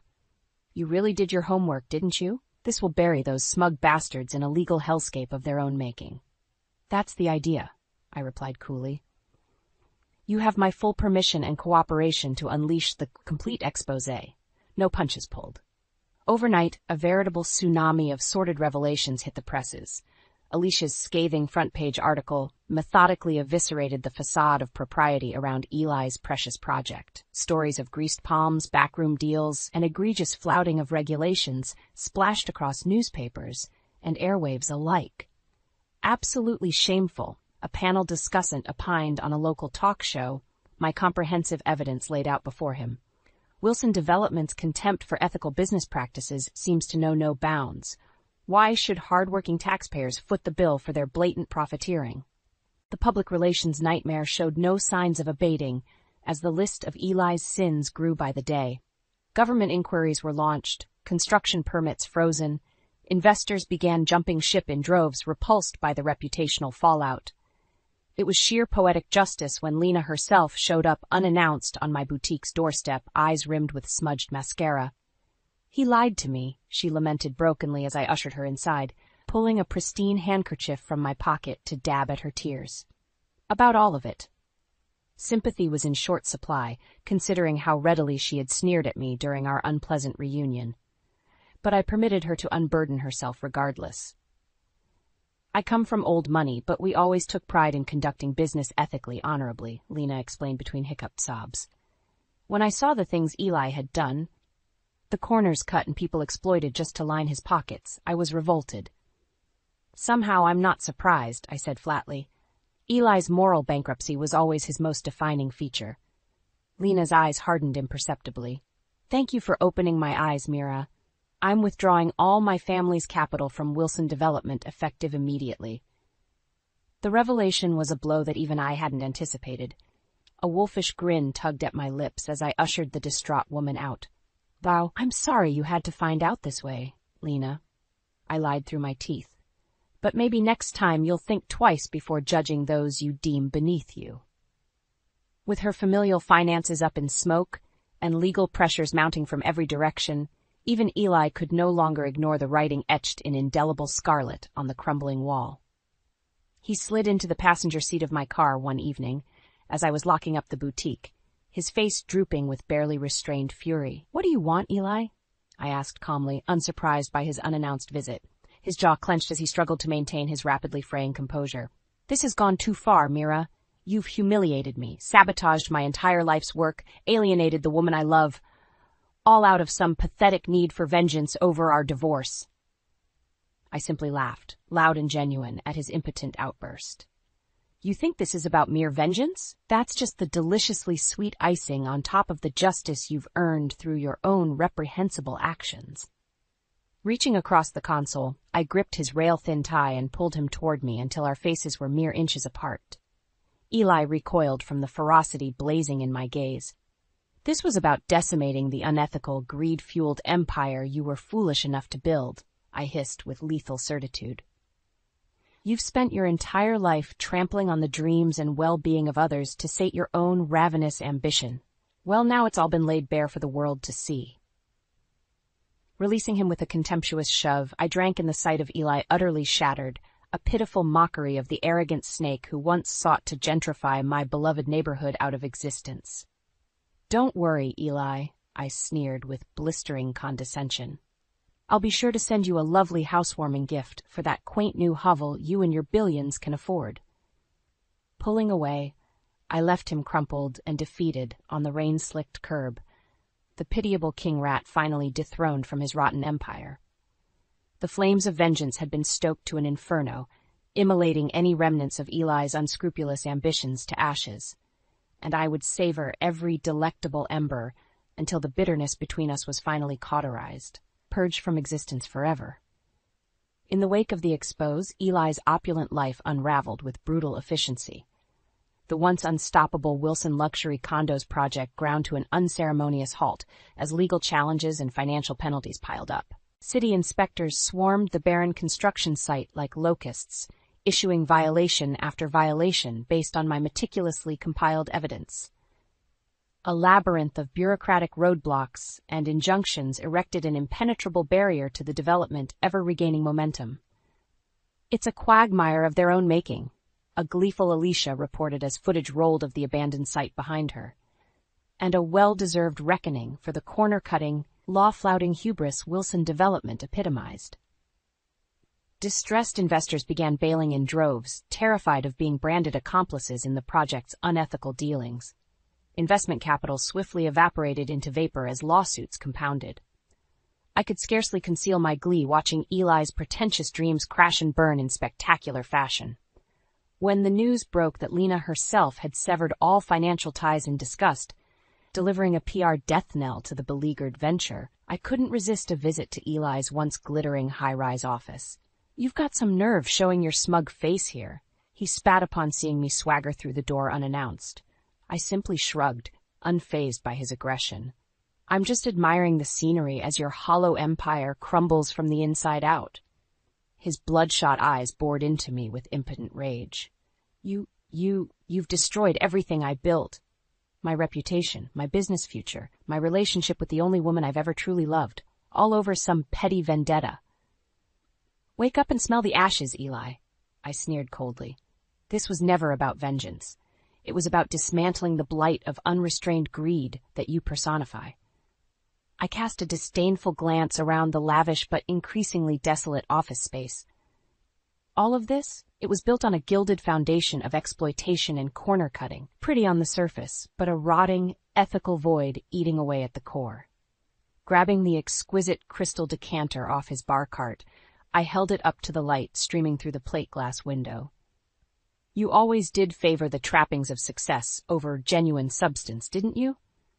With a contemptuous sneer, I dropped the priceless ornament onto the marble floor, watching impassively as it shattered into glittering shards. Just like your self-anointed empire, I intoned. One well-placed crack in the veneer, and the whole rotten edifice implodes under the weight of its malignant foundations. Eli looked on, furious but impotent, as I turned on my heel and sauntered toward the exit. I hope it was worth it, Eli, sacrificing integrity, ethical conduct, even the love of those closest to you, all in pursuit of that elusive success only the truly deluded could prize above all else. But don't worry.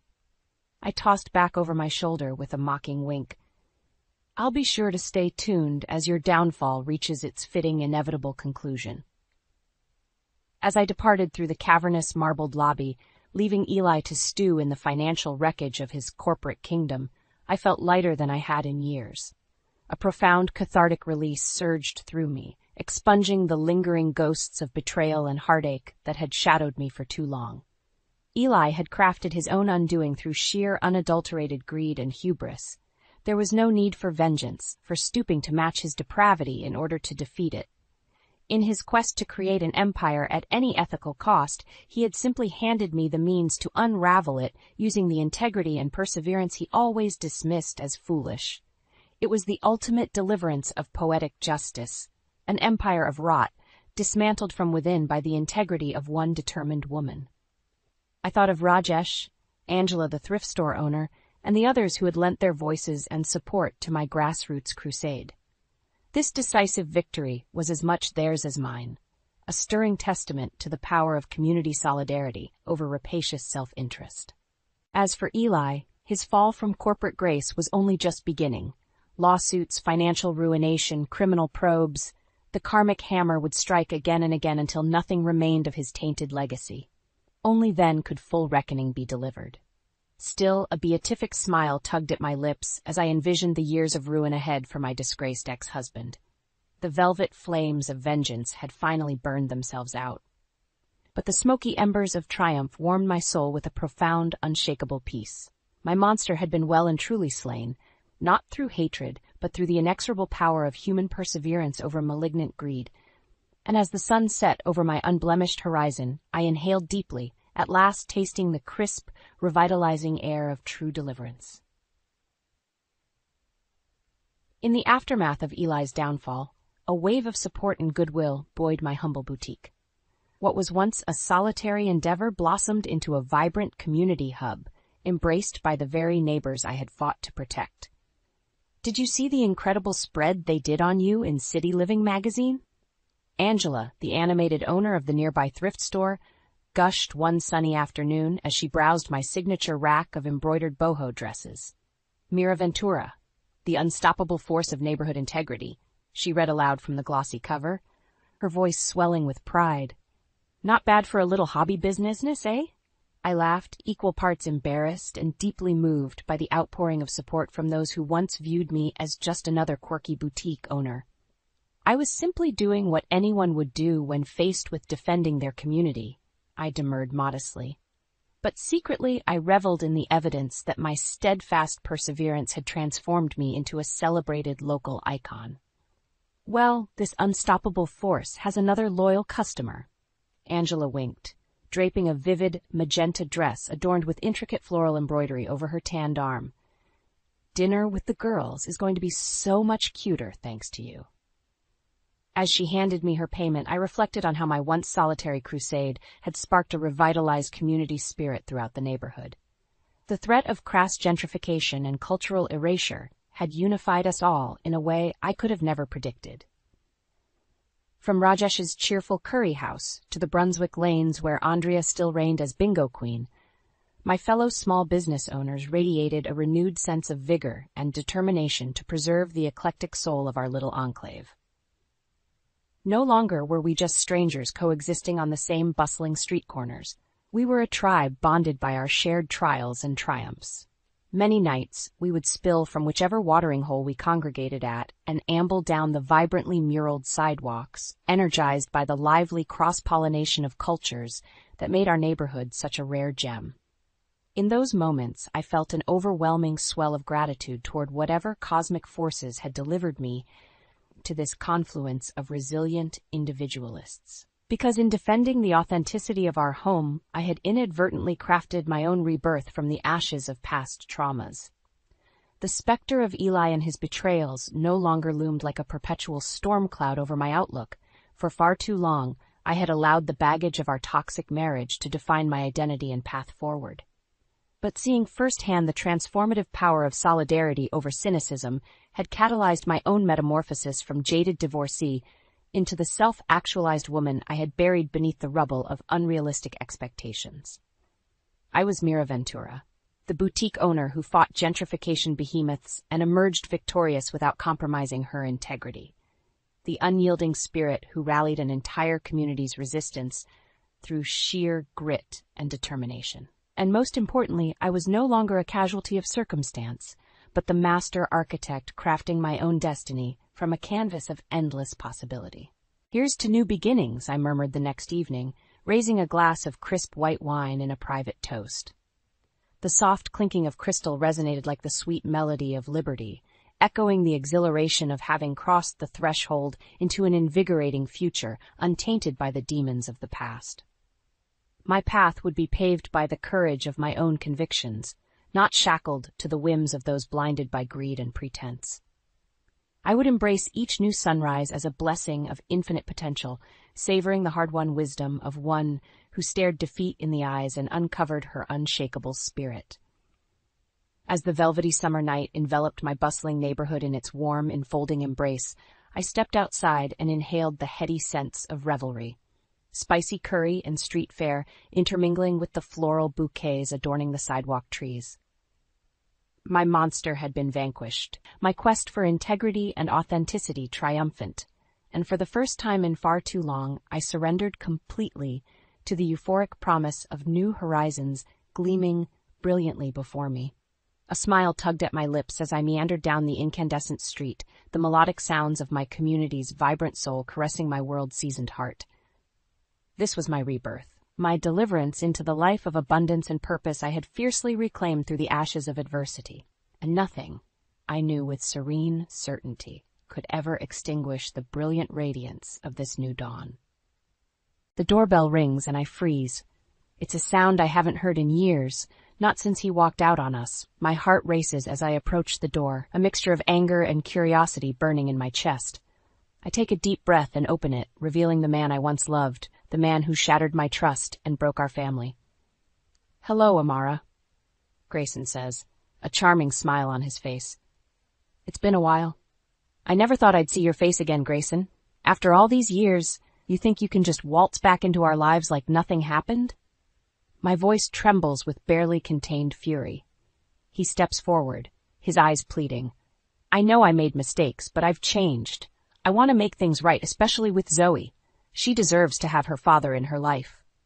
I scoff, crossing my arms. "Zoe deserves better than a father who abandoned her. You lost the right to be in her life when you walked away." Grayson sighs, running a hand through his hair. "I was a different man then, Amara. I was selfish and foolish, but I've learned from my mistakes. Please just give me a chance to prove myself." I hesitate, torn between the desire to protect my daughter and the small part of me that still remembers the man I fell in love with. "One chance, Grayson. That's all you get. But if you hurt Zoe again, I swear I'll make you regret it."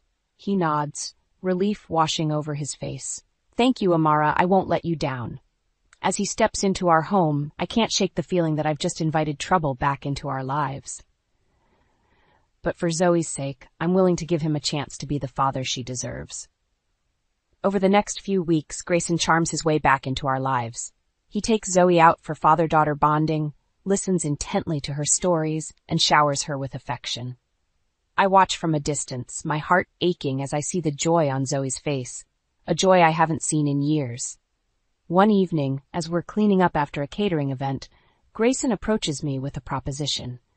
Amara, I've been thinking about your business. I have some ideas on how we can expand, take things to the next level.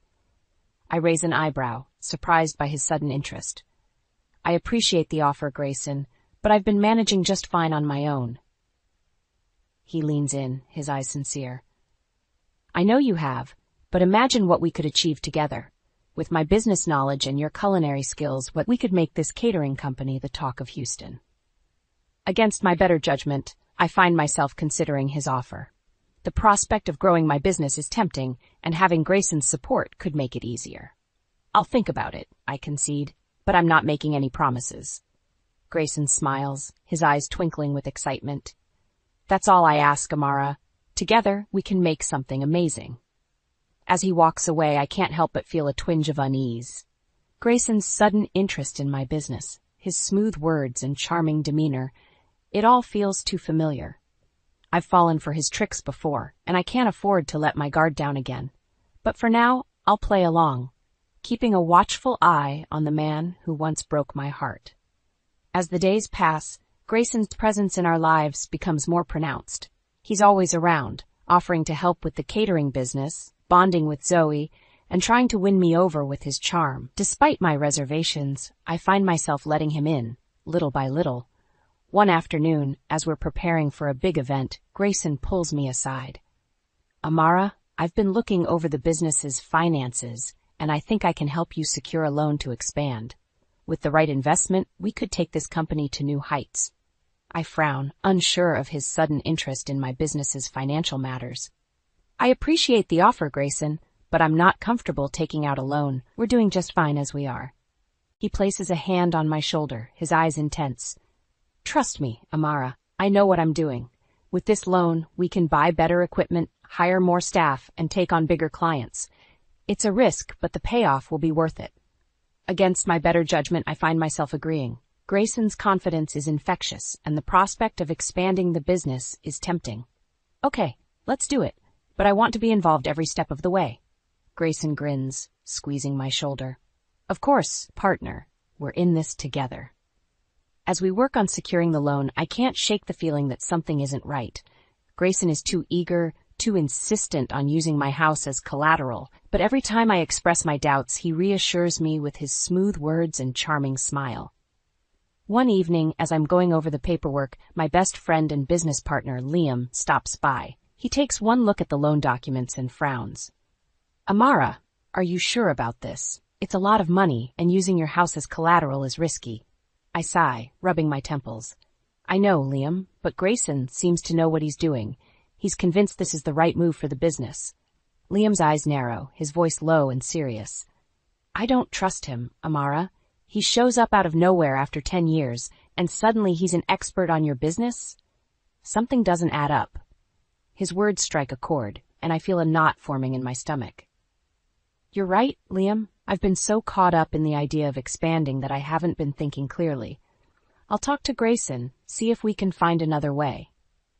But when I confront Grayson, he becomes defensive. Amara, this is our chance to make something great. Don't let Liam's doubts hold you back. He's just jealous of what we have, of the bond we share as a family.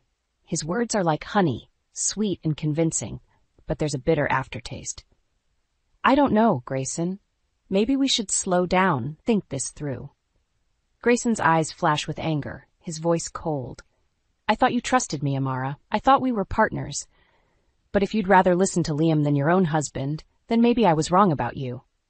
I flinch at his words, a part of me still desperate to believe in the man I once loved. No, Grayson, I do trust you. I'm sorry for doubting you. Let's move forward with the loan. As we sign the papers, I feel a sense of unease washing over me. I've just tied my future, my home, to a man I'm no longer sure I can trust. But it's too late to back out now. I've made my choice, and I can only hope that Grayson's intentions are as pure as he claims. That night, as I lie awake in bed, Zoe comes into my room, her face etched with worry. Mom, I need to talk to you about Dad. He's been asking me for money, saying it's for the business. But something doesn't feel right. My heart sinks, a cold realization dawning on me. Grayson's been manipulating not just me, but our daughter as well. And now, We're both caught in his web of lies and deceit. Zoe's revelation about Grayson asking her for money sends a chill down my spine. I sit up in bed, my heart racing as I process the implications of his actions. Zoe, honey, how much money has your father asked for? She looks down, her voice trembling. A few $1,000s. He said it was for some business expenses that he'd pay me back as soon as the loan came through. But when I asked him about it later, he got angry and told me not to mention it to you. I pull her into a hug, my mind reeling with the realization that Grayson has been manipulating our daughter. It's okay, sweetie. You did the right thing by telling me. I'll handle this. The next morning, I confront Grayson in the kitchen. We need to talk. Zoe told me you've been asking her for money. What's going on, Grayson? He looks up from his coffee, his expression a mix of surprise and annoyance. It's nothing, Amara. Just a little misunderstanding. I needed some cash to cover a few expenses, but I'll pay her back as soon as the loan comes through. I shake my head, anger bubbling up inside me. No, Grayson. You don't get to use our daughter like that. If you needed money, you should have come to me. We're supposed to be partners, remember? Grayson's eyes narrow, his voice taking on a defensive tone. I didn't want to bother you with every little detail, Amara. I'm just trying to keep the business running smoothly. You're overreacting. Overreacting? You're taking advantage of our daughter's trust, and you expect me to be okay with that. I slam my hand on the counter, my voice rising. And what about the loan? I've been going over the paperwork, and something doesn't add up. Where's the money going, Grayson? He stands up, his face flushed with anger. I don't have to explain myself to you, Amara. I'm doing what's best for this family, for our business. If you can't see that, then maybe you're not the partner I thought you were. I step back, stunned by his outburst. I'm not the one hiding things, Grayson. I'm not the one lying to our daughter. I want the truth, and I want it now. Grayson grabs his jacket, his eyes cold and distant. You want the truth? Fine. The truth is I've been cleaning up your mess, Amara. This business was failing before I came back, and I'm the only one who can save it. If you can't handle that, then maybe I should just leave. He storms out of the house, leaving me shaking with anger and confusion. I collapse into a chair, my head in my hands, as I try to make sense of what just happened. How could I have been so blind? How could I have let Grayson back into our lives, only to have him betray us like this? I spend the next few hours going over the business's financial records, trying to piece together where the money has been going. As I dig deeper, I uncover a trail of discrepancies and hidden transactions, all leading back to Grayson. He's been embezzling money from the business, siphoning off funds into his own accounts. My heart sinks as the reality of his betrayal sinks in. The man I once loved, the father of my child, is nothing more than a liar and a thief, and now he's put our entire future at risk. I pick up the phone, my hands shaking as I dial Liam's number. Liam, it's me. You were right about Grayson. He's been stealing from the business, and he's manipulating Zoe. I need your help. We have to stop him before it's too late. As I hang up, I feel a sense of determination washing over me. I won't let Grayson destroy our lives, our business, our family. I'll do whatever it takes to protect what's mine, even if it means taking down the man I once loved. Liam arrives at my house within the hour, his face etched with concern. I pour out the whole story, showing him the financial records and the evidence of Grayson's betrayal. He listens intently, his brow furrowed in concentration. Amara, this is serious, he says, his voice grave. Grayson's not just embezzling money from the business. He's been gambling it away. I've heard rumors about him getting involved with some shady characters, running illegal poker games. My stomach churns at the thought of Grayson's deception, running even deeper than I imagined. I can't believe I let him into our lives, Liam. I trusted him, and he's been lying to me this whole time. Liam places a comforting hand on my shoulder. It's not your fault, Amara. Grayson's a master manipulator. He knew exactly what to say and do to gain your trust. But now that we know the truth, we can fight back. I nod, a fierce determination burning in my chest. You're right. I won't let him get away with this. He's not just stealing from me. He's stealing from Zoe's future. I have to protect my daughter. As if on cue, Zoe walks into the room, her eyes wide with fear. Mom, what's going on? I heard you and Liam talking about Dad. Is everything okay? I take a deep breath. knowing that I can't shield her from the truth any longer. Zoe, honey, I need to tell you something about your father. He's been lying to us, stealing money from the business, and using it to gamble. Zoe's face crumples, tears welling up in her eyes. What? No, that can't be true. Dad wouldn't do that to us. He loves us. My heart breaks for my daughter, knowing the pain she must be feeling. I know it's hard to believe, sweetie, but it's the truth. Your father has been manipulating both of us, taking advantage of our trust. Zoe collapses into my arms, sobbing uncontrollably. I gave him money, Mom. I thought I was helping him, helping the business. But he was just using me, wasn't he? I stroke her hair, my own tears falling silently. It's not your fault, Zoe. Your father's the one who betrayed us. But I promise you, I won't let him hurt us anymore. We'll get through this together. Liam clears his throat, his expression somber. Amara, we need to act fast. If Grayson's been gambling with the loan money, it's only a matter of time before the bank comes after you. We need to gather all the evidence we can and take it to the authorities. I nod, wiping away my tears. You're right, Liam. I won't let Grayson destroy everything I've worked so hard to build. I'll do whatever it takes to make sure he pays for what he's done. Over the next few days, Liam and I worked tirelessly to gather evidence of Grayson's crimes. We pore over financial records, track down witnesses, and piece together a damning case against him. All the while, I try to shield Zoe from the worst of it, knowing that she's already been through so much. But even as we work to bring Grayson to justice, the consequences of his actions begin to catch up with us. The bank calls, threatening to foreclose on the house if we can't pay back the loan. Suppliers start demanding payment for overdue invoices, and clients begin to question the stability of our business. I feel like I'm drowning, the weight of Grayson's betrayal crushing me from all sides. But I refuse to give up. I made a promise to Zoe, to myself, that I would make things right, and I intend to keep that promise, no matter what it takes. One evening, as I'm working late in the office, Grayson storms in, his face twisted with rage. What the hell do you think you're doing, Amara? I know you've been digging into my business, trying to turn everyone against me. I stand my ground, my voice steady and cold. I'm doing what I should have done a long time ago, Grayson. I'm exposing you for the liar and thief that you are. You've hurt me, you've hurt Zoe, and you've put everything we've worked for at risk. It's over. Grayson laughs, a cruel, mocking sound. You think you can stop me, Amara? You have no idea who you're dealing with. I'll destroy you just like I destroyed this business, and when I'm done, you'll have nothing left. He storms out, leaving me shaking with anger and fear, but I won't let his threats deter me. I have the truth on my side, and I won't rest until Grayson pays for his crimes. No matter what it takes, I'll make sure he never hurts us again. The next morning, I wake up to a pounding on my front door. I stumble out of bed, my heart racing as I peer through the peephole. 2 men in suits stand outside, their faces grim and impatient. I open the door, my hands trembling. Amara Johnson? One of the men asks, his voice gruff and businesslike. I nod, my throat suddenly dry. Yes, that's me. What's this about?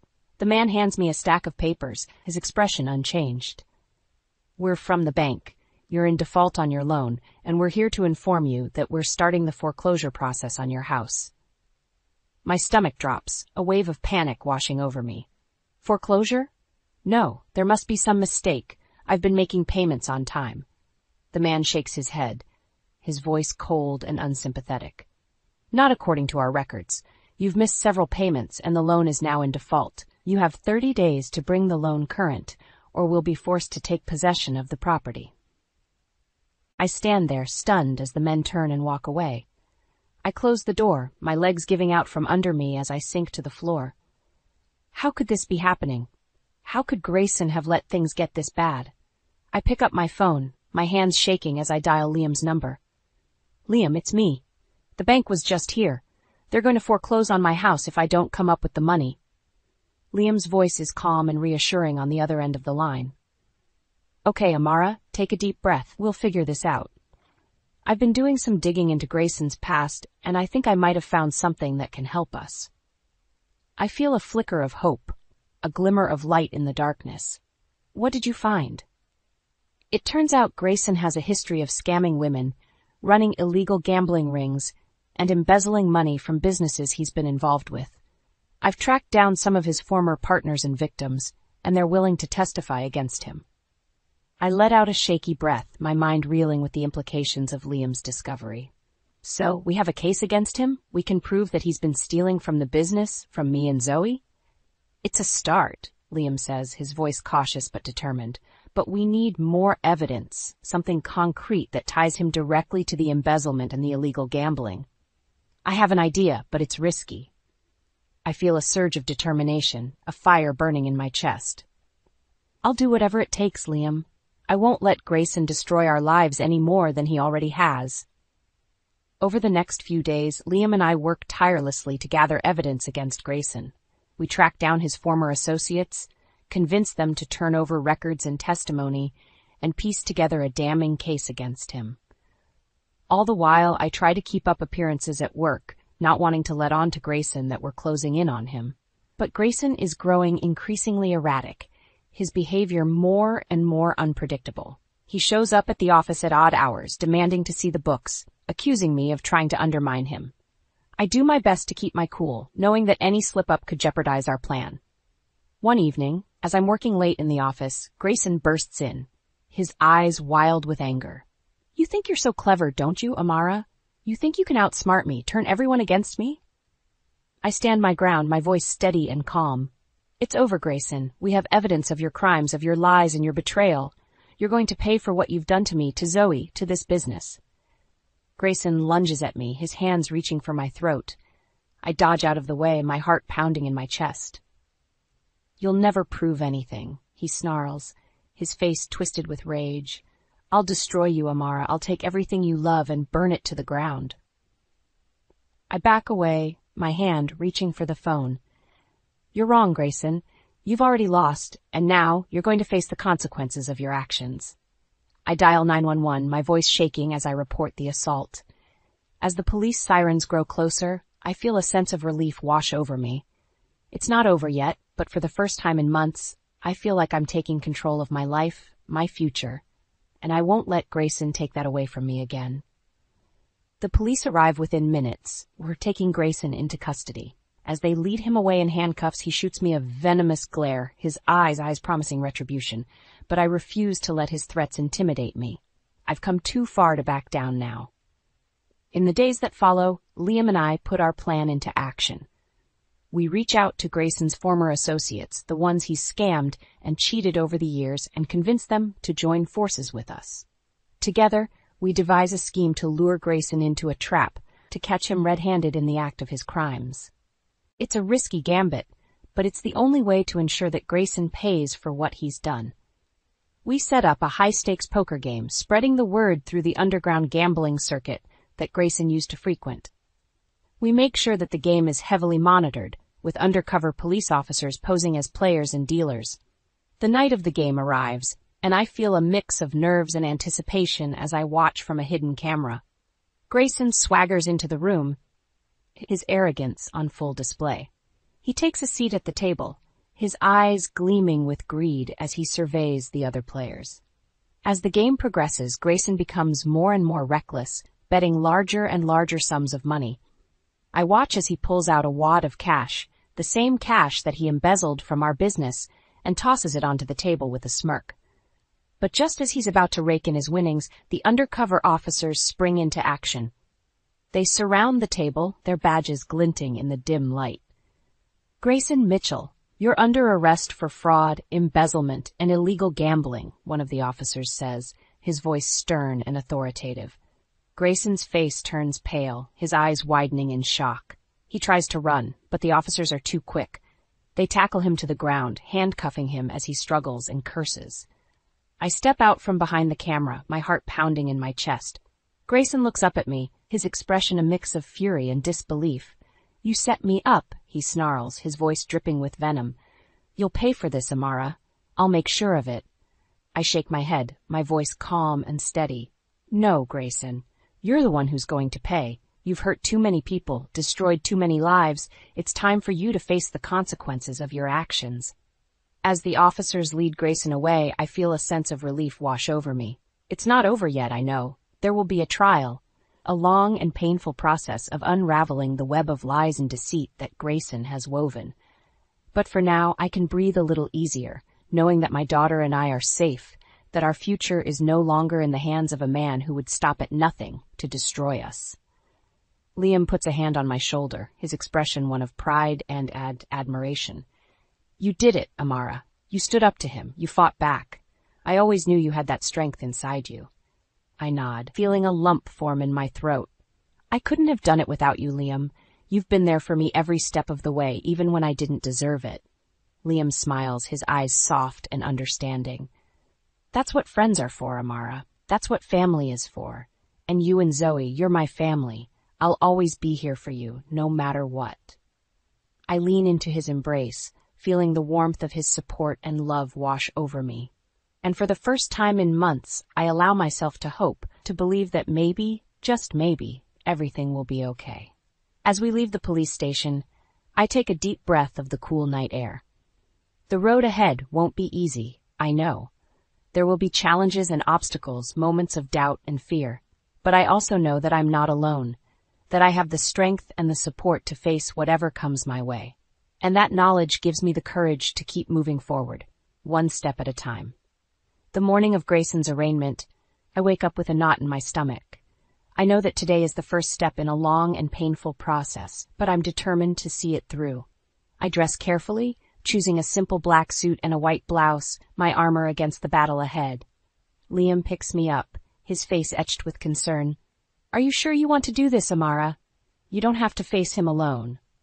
I nod, my jaw set with determination. I need to do this, Liam. I need to look him in the eye and let him know that he hasn't broken me, that he hasn't won. We arrive at the courthouse, the steps crowded with reporters and curious onlookers. I take a deep breath and push through the throng, my head held high. Inside, the courtroom is packed, the air thick with tension and anticipation. Grayson is led in, his hands and feet shackled. He looks pale and drawn, his once confident demeanor replaced by a sullen defiance. He catches my eye and sneers, his lips curling into a mocking smile. The judge reads out the charges against him, a litany of crimes that makes my stomach churn. Fraud, embezzlement, extortion, illegal gambling, the list goes on and on. Grayson pleads not guilty, his voice dripping with disdain. As the hearing ends, I approach Grayson, my heart pounding in my chest. You think you're so clever, don't you? I say, my voice shaking with anger. You think you can just walk away from all the pain and destruction you've caused? Grayson laughs, a harsh, grating sound. You're pathetic, Amara. You think you've won, but you haven't seen anything yet. I'll destroy you, just like I destroyed everything else in your miserable little life. I lean in close, my eyes locked with his. You're wrong, Grayson. You've already lost. I know about your past, about all the women you've scammed and cheated. I know about the illegal gambling rings you've run, the lives you've ruined, and I'm going to make sure that everyone else knows too. Grayson's face twists with rage, his hands clenching into fists. You'll regret this, Amara. I'll make sure of it. I shake my head, a small triumphant smile playing at the corners of my mouth. No, Grayson. You're the one who's going to regret ever coming back into our lives. I'm going to testify against you. And I'm going to make sure that you pay for every single one of your crimes. As the guards lead Grayson away, I feel a sense of relief wash over me. It's not over yet, I know, but I've taken the first step. I've faced my demons and come out stronger on the other side. Outside the courthouse, I find Zoe waiting for me, her face streaked with tears. Mom, I'm so sorry, she sobs, her body shaking with grief and anger. I can't believe I ever trusted him, that I ever let him into our lives. I pull her into a tight hug, my own tears mingling with hers. It's not your fault, Zoe. He fooled us all, but we're going to get through this together, I promise. Zoe pulls back, her eyes blazing with determination. I want to testify against him, Mom. I want to tell the court what he did to me, how he manipulated me and used me. I nod, my heart swelling with pride and love for my brave, resilient daughter. We'll do it together, Zoe. We'll make sure that he never hurts anyone else again. As we leave the courthouse, hand in hand, I feel a sense of hope and purpose that I haven't felt in years. I know that the road ahead will be long and difficult, that there will be setbacks and challenges along the way. But I also know that I have the strength and the support to face whatever comes my way. And that knowledge gives me the courage to keep moving forward, one day at a time. "How long are you going to keep me waiting?" barked a man at the front desk, his tone dripping with entitlement. "I'm a surgeon with no time for this nonsense." I froze mid-step. That voice. Sharp, impatient, unmistakable. I glanced over to see a tall man in a crisp white coat leaning over the reception desk, his eyes glaring at the young receptionist, Rebecca. "I'm sorry, sir. We're running a bit behind," she stammered, looking flustered and out of her depth. He slammed his hand down on the counter.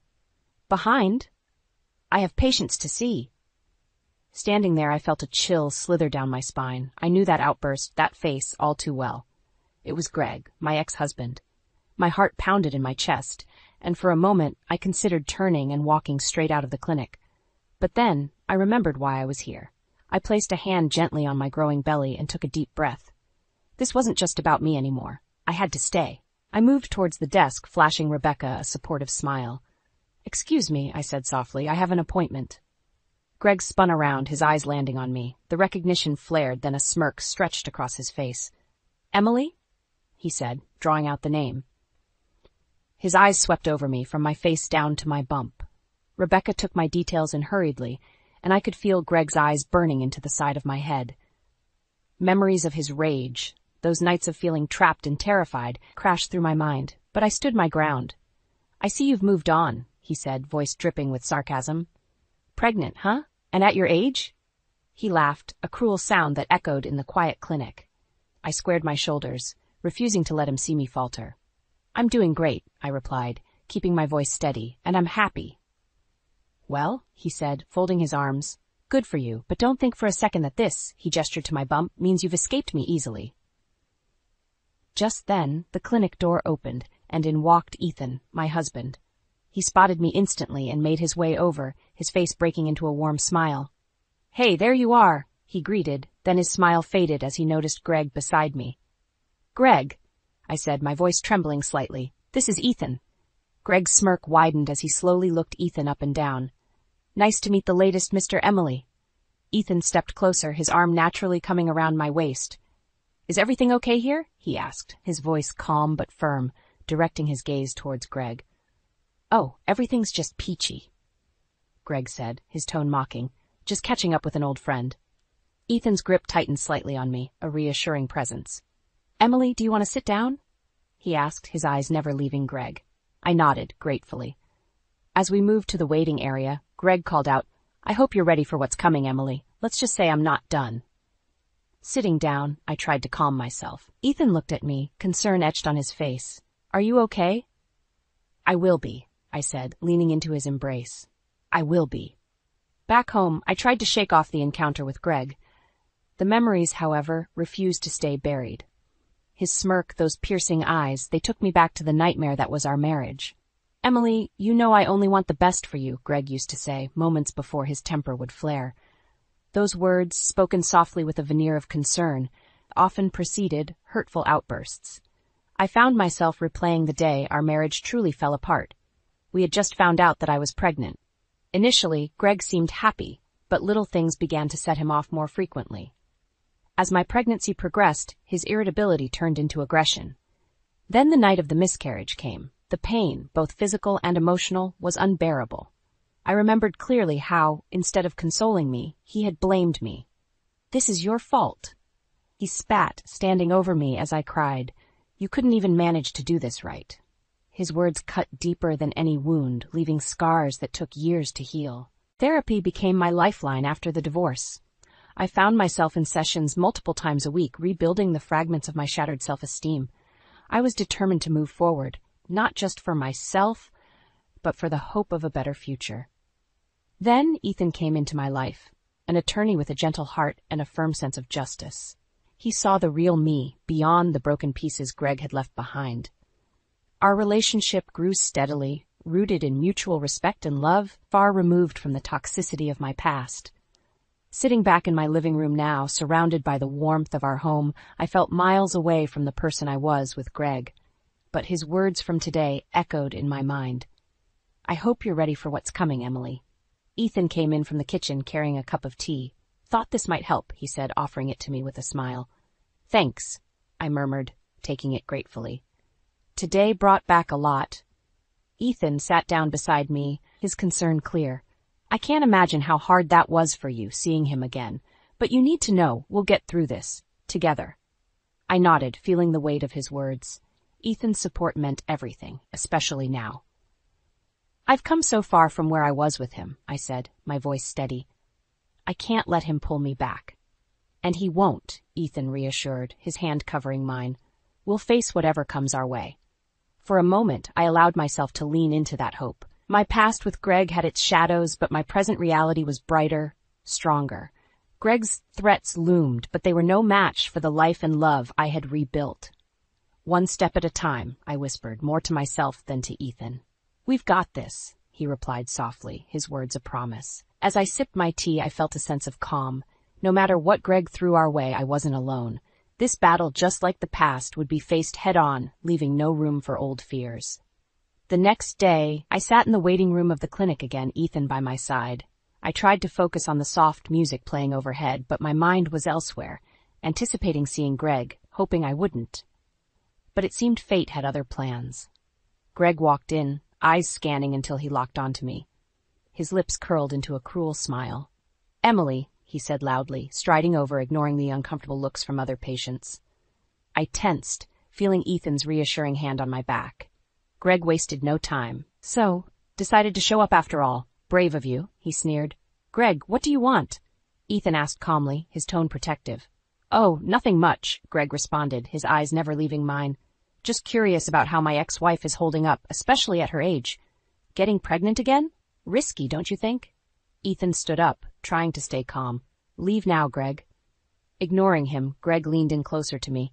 You must be desperate, Emily. Didn't think anyone would want you after everything. I stood up, my anger flaring. Leave us alone, Greg. Whatever issue you have, it's over. I'm done with you. Greg's face twisted in malign pleasure. Done? You think it's that simple? I made you this strong. Don't forget that. Without me, you're nothing. Step back, Ethan said sharply, stepping between us. You need to go now. Greg chuckled, but there was no humor in it. Or what? You think you can scare me? I'm a surgeon, Ethan. I don't play by your rules. Ethan didn't move. This is a place for peace, Greg. You're disturbing everyone here. Leave or we'll ask for help. Just then, Dr. Sandra Brown emerged and saw the tension. Is there a problem? She asked, moving towards us. Greg scoffed. No problem. Just a little reunion. Isn't that right, Emily? His sarcasm was palpable. We were just leaving, I said, grabbing Ethan's hand, ready to walk away. But Greg's last words stopped us. You think this ends here? It doesn't. You have no idea what's coming. Turning abruptly, we stepped out of the clinic, my heart pounding. Ethan looked at me, concern written all over his face. Are you okay? Barely, I admitted. He won't let go. He's just trying to scare you, Ethan said firmly. He's a bully. We'll handle him. He's relentless, I whispered, and vengeful. And we're resilient, Ethan reminded me. His words, though strong, couldn't completely quell my fears. As we walked to the car, Ethan's grip on my hand tightened. We'll take legal action, Emily. Restraining order, whatever we have to do. He won't win. I nodded, grateful but still shaken. Greg's threats weren't empty words. But one thing was clear. We had to stand strong together, no matter what came our way. Back at the clinic the following week, tension hung heavy in the air. I sat next to Ethan, trying to remain calm as we waited for my appointment. Suddenly there was a commotion at the entrance, and I saw Greg pushing his way in, ignoring the glares and murmurings from other patients. You again, he called out, eyes narrowing as they fixed on me. I thought you'd have the sense to avoid this place. Ethan rose, placing himself protectively between Greg and me. Greg, this is not the time or place. You need to leave. Greg stepped closer, his face contorted with anger. And who are you to tell me what to do? You think just because you're her husband now, you have some kind of power over me? Rebecca, the receptionist, picked up the phone, her eyes wide with alarm. Security is on their way, she said as calmly as she could manage. Greg ignored her, directing venomous words at Ethan. You really think you can protect her from me? You're just as naive as she is. Ethan remained firm, his voice level. We've dealt with enough of your threats. Leave now before things get worse for you. Greg's eyes flashed dangerously. Worse? You don't know the meaning of the word. At that moment, John Michaels, the clinic's security guard, arrived, his presence a comforting sight. "Is there a problem here?" he asked, looking between Ethan and Greg. "This man is causing trouble," Ethan said, pointing at Greg. "He needs to leave." Greg scoffed. "I'm not going anywhere, not until I say what I need to." John stepped forward, his stance authoritative. "Sir, I'm going to have to ask you to leave. Now." Greg's face twisted with rage. "You think you can just make me leave? I have rights." "You're disturbing other patients and staff," John stated firmly. "Leave now, or I'll escort you out myself." For a moment it looked like Greg might resist, a fury bubbling just beneath the surface. Then, with a final vicious glare at me and Ethan, he spat, "This isn't over, Emily. I'll ruin you both. Mark my words." As John escorted Greg out, a tense silence filled the waiting room. I could feel the eyes of other patients on us, but I focused on Ethan's calming presence. Dr. Sandra Brown appeared, her expression concerned. "Are you all right, Emily?" I nodded shakily. "Just shaken up." Ethan turned to Dr. Brown. "We're considering getting a restraining order against him. This harassment has to stop." Dr. Brown placed a hand on my shoulder. "We'll support you however we can." As I sat down for my appointment, I couldn't shake off Greg's final threat. But seeing Ethan's supportive gaze and feeling the solidarity from the clinic staff, I knew we had a fighting chance. John came back in, giving us a reassuring nod. "He's gone for now, but we'll keep an eye out." I took Ethan's hand, squeezing it tightly. "We'll face this together," I said softly. "Always," he replied, his voice filled with determination. The battle wasn't over, but we were no longer alone in it, and that made all the difference. That night, I sat on the couch while Ethan paced the living room. The encounter with Greg gnawed at both of us. Ethan paused, looking at me intently. "We should definitely get a restraining order. His threats aren't just empty talk." I nodded, feeling the weight of the day pressing on me. "You're right, we need to protect ourselves, but what if he finds a way around it? Greg's always been relentless." Ethan sat down beside me, taking my hand. "We'll do everything we can. The restraining order is step 1. We'll document everything and be prepared for any potential legal battle."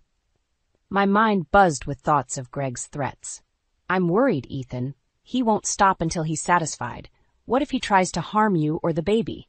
Ethan's grip tightened. "We'll talk to a lawyer first thing tomorrow. We'll create a safety plan. You and the baby's safety are my top priority." Just then, Ethan's phone buzzed. He glanced at the screen and frowned. "It's an unknown number," he muttered, answering it. Within seconds, his face darkened. "Whoever this is, stop calling." After hanging up, he turned to me. "Seems like Greg is already trying to mess with us. We need to act fast." The sensation of dread washed over me. Greg's vendetta wasn't just about inconveniencing us. It was personal and vicious. I took a deep breath, trying to gather my resolve. "We've come too far, Ethan. I won't let him drag us back down." Ethan nodded. "Exactly. We won't let him win. We have people who care about us. We'll fight this together." The next I consulted with a lawyer recommended by Ethan's firm. After explaining our situation, the lawyer, Mrs. Collins, leaned forward, her expression serious. "Greg's behavior constitutes harassment. We'll file for a restraining order immediately, but we'll also explore additional protective measures." "That's a relief," I said, feeling a small weight lift. "Thank you." "This isn't your burden alone," Ethan reassured, squeezing my hand.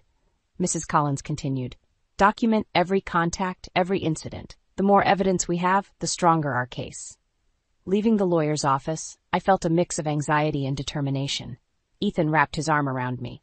"We've started the process. Now we stay vigilant." As we walked to the car, my phone buzzed with a message. I unlocked it to find a text from an unknown number. "This isn't over, Emily. You'll regret crossing me." I showed Ethan, my hands trembling slightly. "He's not stopping." "We'll forward this to Mrs. Collins," Ethan said, his jaw set. "Let him dig his own grave." That evening, as we sat down for dinner, the tension was palpable. "Do you think he'll ever stop?" I asked. Ethan looked thoughtful. "Greg's behavior is about control. We're taking that away from him. He's bound to escalate before he falls." I nodded, feeling a sense of dread, but also determination. "Then we face whatever comes next, together." "Together," Ethan echoed, raising his glass, "to our strength." I clinked mine against his, the resolve in my heart matching the steel in Ethan's gaze. We weren't going to be victims. Not anymore. A few days passed, but the sense of foreboding never left. Ethan and I tried to maintain some semblance of normalcy, but Greg's threats lingered like a dark cloud. One evening, as we sat in the living room, our phones began to buzz with numerous messages and calls. Ethan picked up his phone, frowning. "Unknown number again," he muttered, answering on speaker. "Hello? Thought you could hide?" Greg's voice sneered through the line. "I'm everywhere, Ethan. You can't escape me." Ethan's expression hardened. "This is harassment, Greg. We've already taken legal action." Greg laughed, a cold, unsettling sound. "Legal action? Do you honestly believe that will stop me?" I gripped Ethan's hand, trying to keep calm.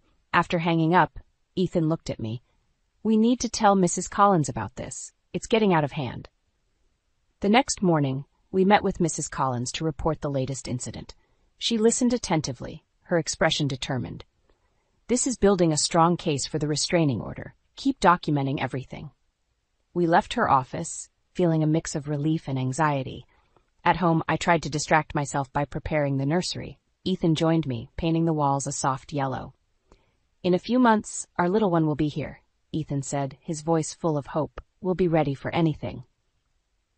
But as the days went by, Greg's harassment escalated. We found anonymous notes on our doorstep, received threatening emails, and even had unsettling encounters with strangers who seemed to know too much about our lives. Greg clearly had extended his reach, and it was affecting my mental health. Nights were filled with restless sleep, and my stress began to take a toll on the pregnancy. One particularly difficult night, Ethan sat beside me as I wrestled with a bout of anxiety. "Emily, we'll get through this.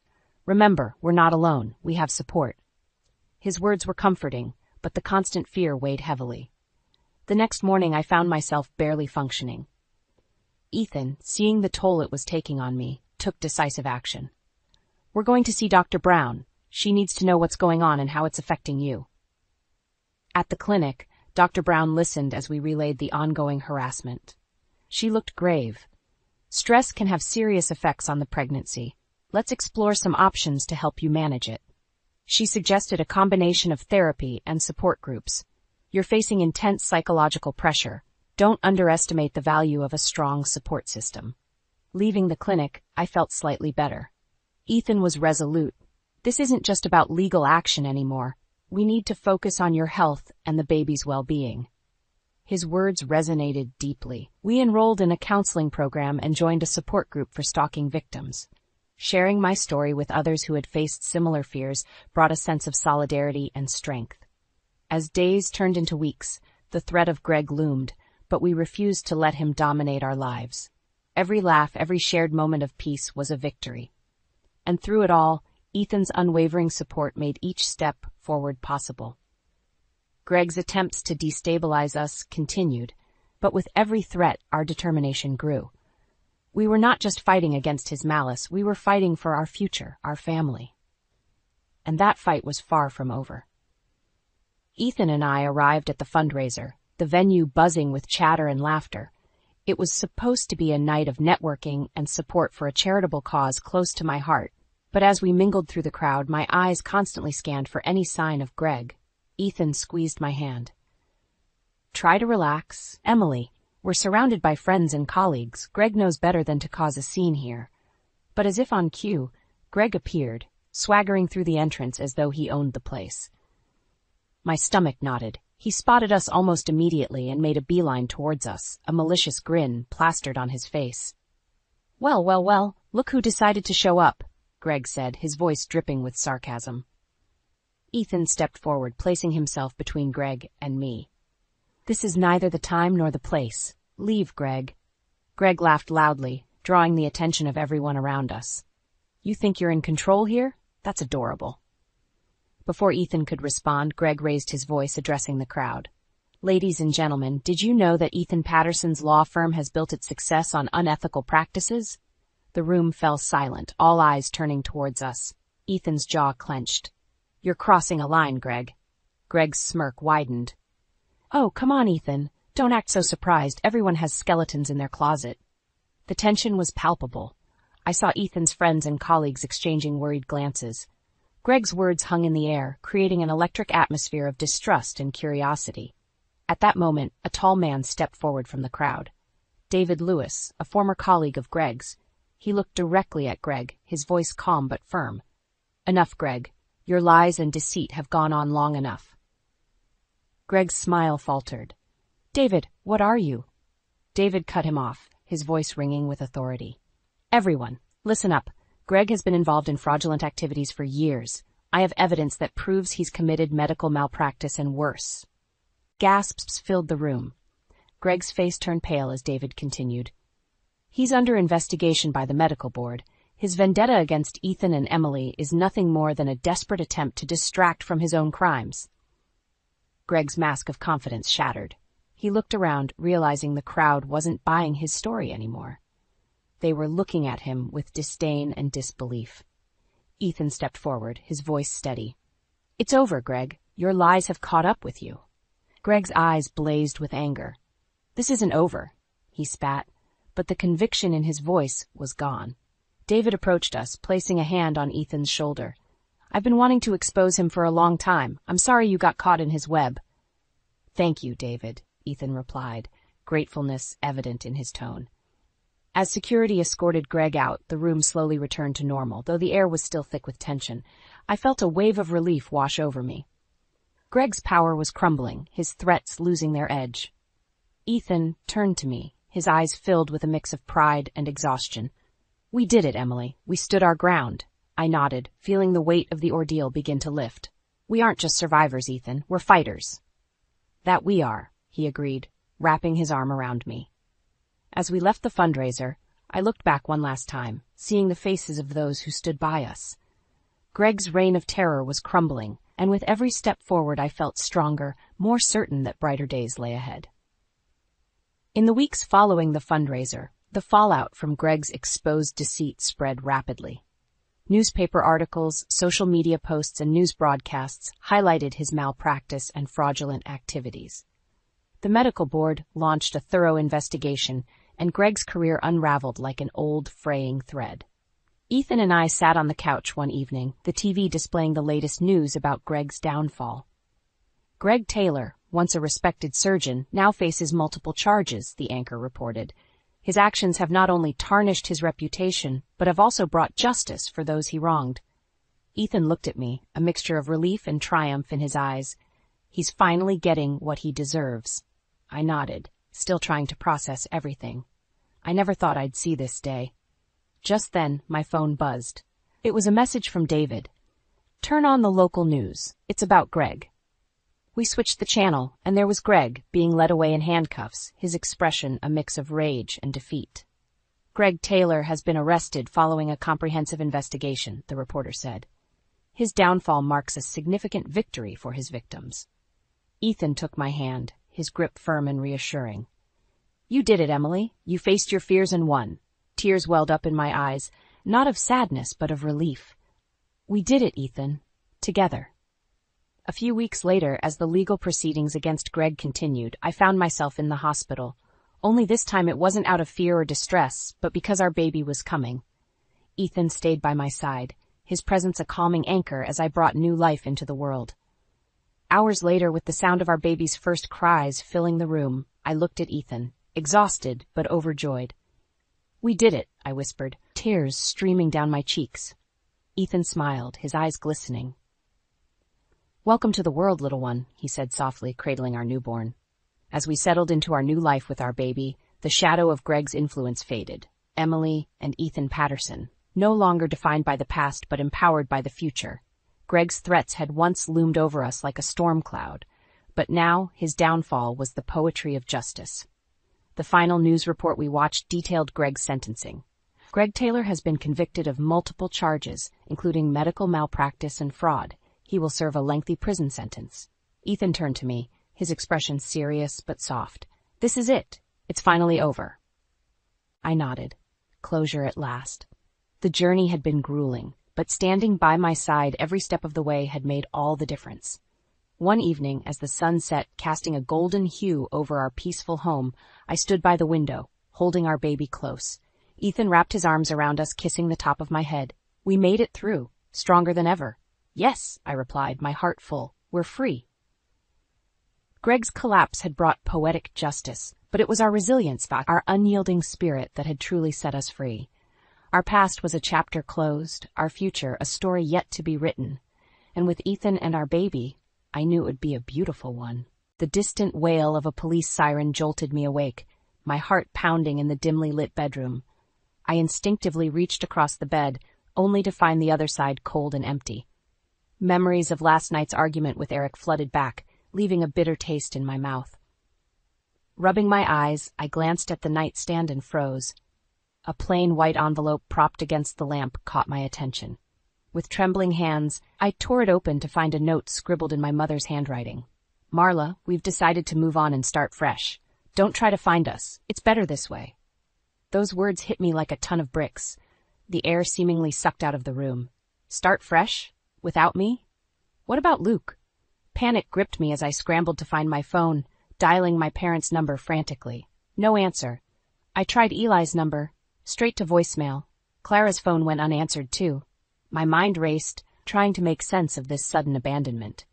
Had I done something wrong? Was this because of the fight with Eric last night? Questions swirled relentlessly, but no answers presented themselves. Stumbling out of bed, I made my way to Luke's room, my heart sinking further at the sight of his empty crib. They wouldn't. Desperate, I searched every room, clinging to the hope that this was some cruel prank. But the truth became undeniable. They were gone, taking my son with them, leaving me alone in this big, empty house. Sinking to the floor, I cradled the note, hot tears streaming down my face. How could they do this to me, to Luke? Didn't I deserve better than a cold, impersonal goodbye? Memories of my childhood resurfaced, moments when I felt overlooked and insignificant compared to the golden children, Eli and Clara. Eli with his charming ways and academic achievements basking in our parents' pride. Clara, the obedient daughter who could do no wrong, and me, the forgotten middle child, too rebellious, too questioning for their liking. But this, abandoning me like this, taking my son away without a word, it felt like a cruel betrayal, a slap in the face from the very people who were supposed to love me unconditionally. As the sun peeked through the curtains, its warmth offering little comfort, I knew one thing for certain. I would find them, and they would answer for this injustice. If they thought a measly note could erase years of neglect and favoritism, they were sorely mistaken. This was just the beginning. In the days that followed, I found myself sinking deeper into a pit of despair. The house, once filled with laughter and warmth, now echoed with a deafening silence that chilled me to the bone. Every corner, every room held memories of a life that no longer existed. I tried to distract myself, throwing myself into work, but even that offered little solace. The pitying looks from colleagues only served as reminders of my newfound solitude. Evenings were the worst, the emptiness creeping in like an unwelcome guest, taunting me with visions of happier times. Desperate for answers, I pored over old family albums, searching for clues that might explain my parents' inexplicable actions. As I flipped through the pages, a disturbing pattern emerged. A stark contrast between the beaming faces of Eli and Clara and my own sullen expression, often cropped or relegated to the background. It was as if I had been an afterthought, a mere bystander in my own family's narrative. Achievements that should have been celebrated were met with indifference, while Eli's every success was lauded as a triumph of parenthood. "Look at our brilliant son," my father would proclaim, his chest puffed with pride. "He's going to make us proud." And Clara, the ever-obedient daughter, could do no wrong in my mother's eyes. "Why can't you be more like your sister?" she'd chide me. "So well-behaved and focused." Focused on what, exactly? Pleasing everyone but herself? I had always been the one to question, to challenge the status quo, and for that, I was labeled the rebellious one, the black sheep of the family. One particularly vivid memory resurfaced, a Thanksgiving dinner from my teenage years. Eli had just been accepted into an Ivy League school, and the evening was a celebration of his achievement. As the family raised their glasses in toast, my father turned to me, his eyes cold and devoid of warmth. "Why can't you be more like your brother?" he sneered. "Maybe then we'd have something to be proud of." Those words cut deeper than any blade, leaving an invisible scar that never fully healed. In that moment, I knew I would never be enough in their eyes, no matter how hard I tried. As I slammed the album shut, anger coursed through my veins. All those years of neglect, of being made to feel inferior, had culminated in this ultimate betrayal. They had discarded me like a piece of unwanted baggage, whisking away my son without a second thought. A newfound determination took root, a burning desire to confront them, to make them answer for their cruelty. They would not get away with this, not while I still breathed. I would find them, and they would face the consequences of their actions, no matter the cost. The weeks that followed were a blur of anguish and anger. I found myself spiraling, consumed by the memories of a lifetime spent in the shadows of my so-called perfect siblings. Every slight, every dismissal played on a loop in my mind, fueling the flames of resentment. One particularly painful recollection stood out: my high school graduation. As I crossed the stage, diploma in hand, I scanned the crowd eagerly, hoping to catch a glimpse of pride on my parents' faces. But their eyes were fixed on Eli, who had just been awarded a prestigious scholarship. "That's my son," my father beamed, slapping Eli on the back. "He's going to make us all proud." My mother chimed in, "Yes, our brilliant boy. We're so fortunate to have him." Their words cut like knives, leaving me hollowed and invisible, even on what should have been my day to shine. Later that evening, as we celebrated with a family dinner, the conversation revolved solely around Eli's accomplishments and future plans. I tried to interject, to share my own hopes and dreams, but my voice was quickly drowned out by my mother's gushing praises for my overachieving brother. "Marla, dear, don't you wish you could be more like your brother?" she said, her tone laced with condescension. "He's going to do such great things." The implication was clear. I would never measure up, no matter what I achieved. In their eyes, I was already a lost cause, a disappointment. As the evening wore on, I retreated to the safety of my room, my diploma clutched tightly in my hands. Tears streamed down my face as I stared at the once cherished piece of paper, now a cruel reminder of my insignificance. "Why bother even trying?" I whispered to myself. "They'll never see me, not really." In that moment, a part of me withered, replaced by a simmering resentment that would only grow stronger with each passing year. Even after I had Luke, my own child, my parents' favoritism persisted. While they doted on their grandchildren from Eli and Clara, showering them with love and attention, Luke was often an afterthought, a mere obligation. "He's such a fussy baby," my mother would remark, her nose wrinkled in disdain. "Are you sure you're doing everything right?" The implication was clear. I was a failure, even as a mother.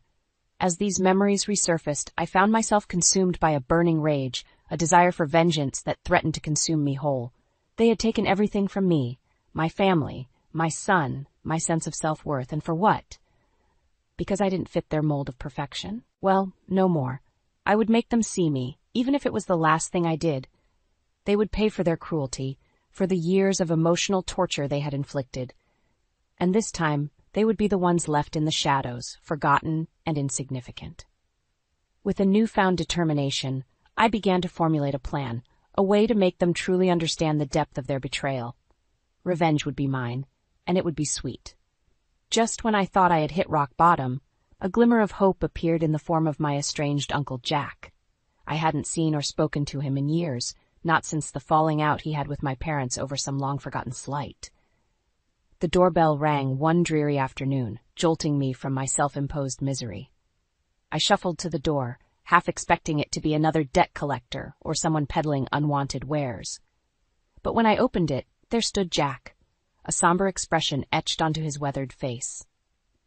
"Marla," he said, his voice thick with concern, "I heard what happened." Before I could respond, he pulled me into a tight embrace, and something within me broke.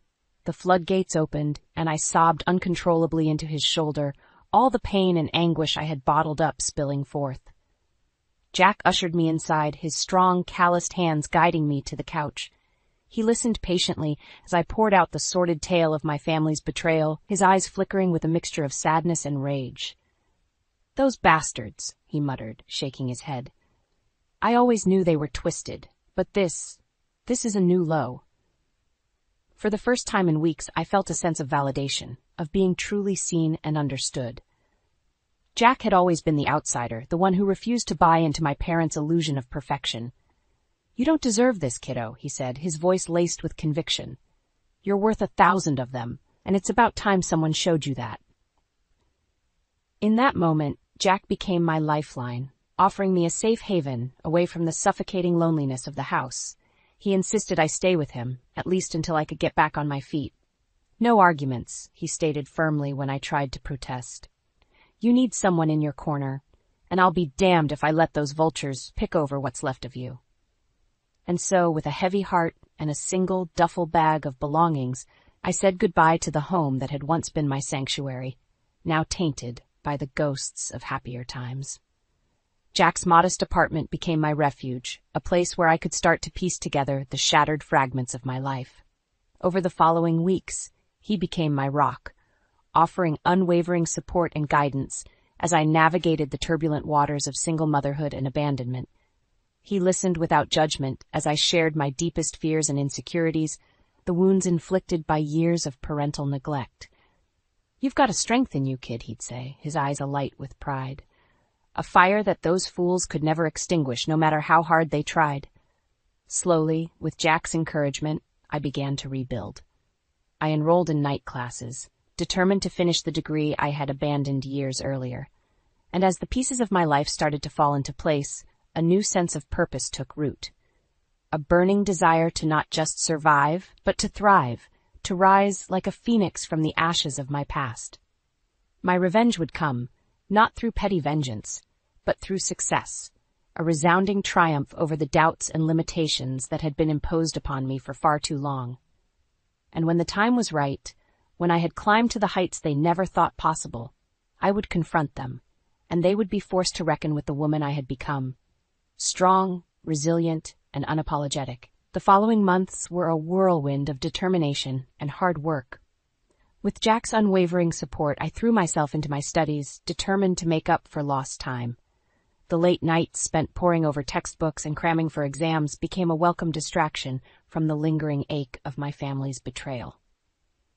"You've got this, kiddo," Jack would say, sliding a fresh cup of coffee across the table as I buried myself in research papers. "Show those bastards what you're really made of." His words fueled me, igniting a fire within that refused to be extinguished. I was no longer the overlooked, underestimated middle child. I was a force to be reckoned with, and I would stop at nothing to prove my worth. As the semesters flew by, my grades soared, and I found myself drawn to the world of entrepreneurship. The idea of building something from the ground up, of carving my own path, resonated deeply within me. It was a chance to shed the shackles of my past and forge a new identity, one defined by my own ambitions and achievements. "I want to start my own business," I confided in Jack one evening, my eyes alight with determination. "Something that's truly mine, something they can't take away from me." Jack's face broke into a wide grin, and he clapped me on the shoulder. "That's my girl," he said, pride evident in his voice. "You've got the fire, the drive. Now it's time to show the world what you're capable of." With his encouragement, I began to flesh out my ideas, poring over market research and drafting business plans late into the night. The concept was simple, yet innovative, a service that would revolutionize the way people approached personal finance and wealth management. As graduation loomed, I found myself standing before Jack, diploma in hand, a triumphant smile etched across my face. This time, there were no shadows to lurk in, no overbearing expectations to weigh me down. This achievement was mine and mine alone. "I knew you had it in you," Jack said, pulling me into a fierce hug.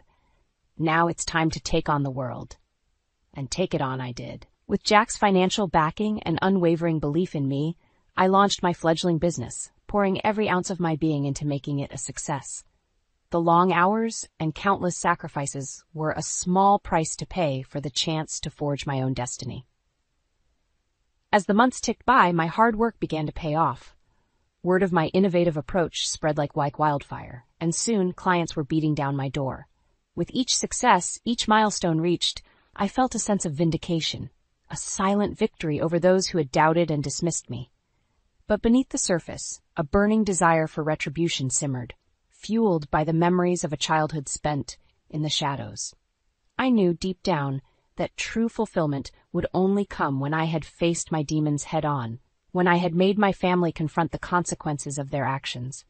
And as my empire grew, as the accolades and media attention poured in, I knew that day was fast approaching.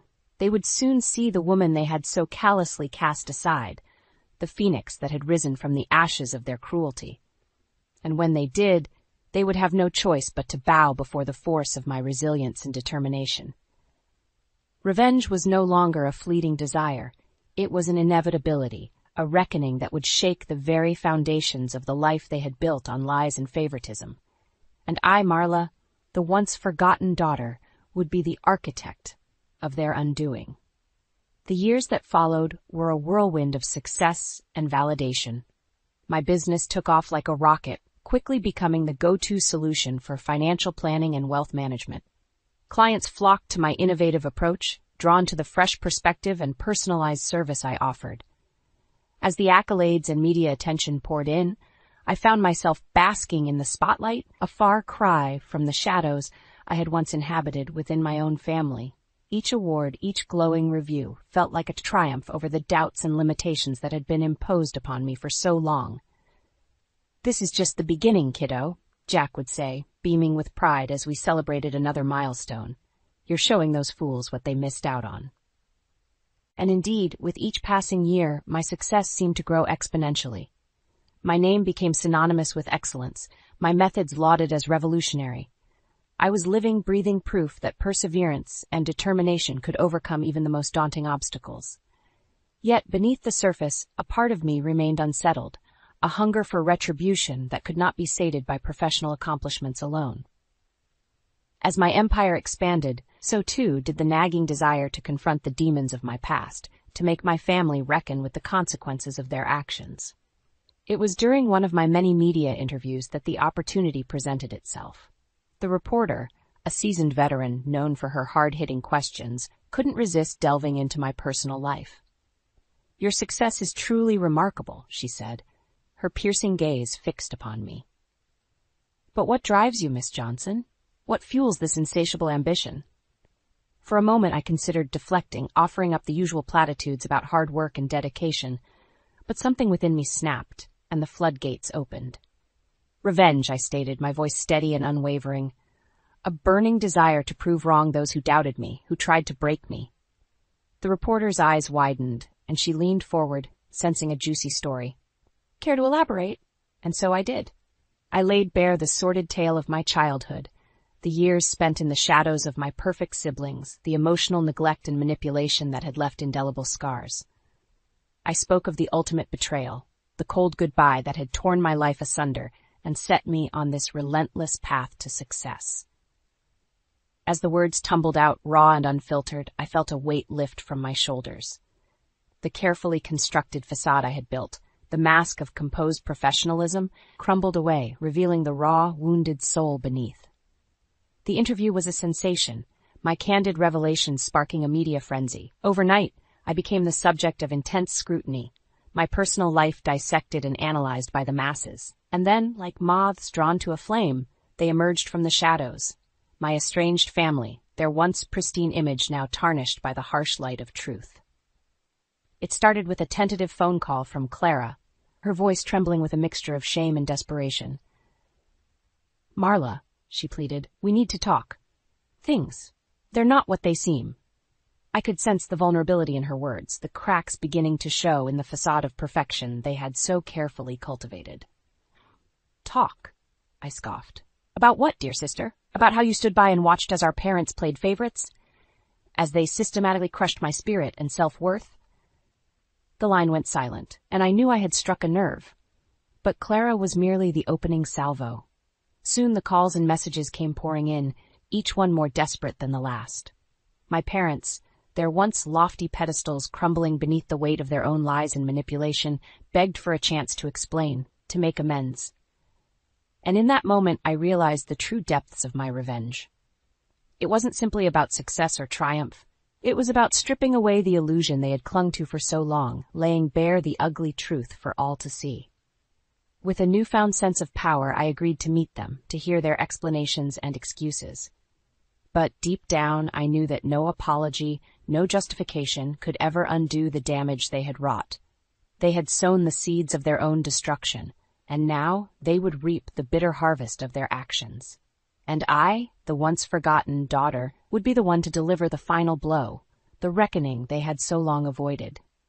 The day of the long-awaited reunion dawned, and I found myself a bundle of mixed emotions: anger, anticipation, and a strange sense of power. After years of being the overlooked, underestimated daughter, the tables had turned, and now they were the ones seeking my approval, my mercy. I had chosen the location carefully. A sleek, upscale restaurant in the heart of the city, a far cry from the cozy, familiar diners of our childhood. This was my domain, my territory, and they would be forced to play by my rules. As I strode through the doors, heads turned, whispers rippling through the hushed murmurs of the patrons. My name, once a mere afterthought, now carried weight, commanding respect and attention. And there they were, huddled at a corner table like errant children summoned before the principal. My parents, their once proud demeanors diminished, their eyes downcast and ashamed. Eli, the golden child, his once charming veneer cracked and worn. And Clara, her mask of perfection slipping, revealing the insecurities that had long festered beneath.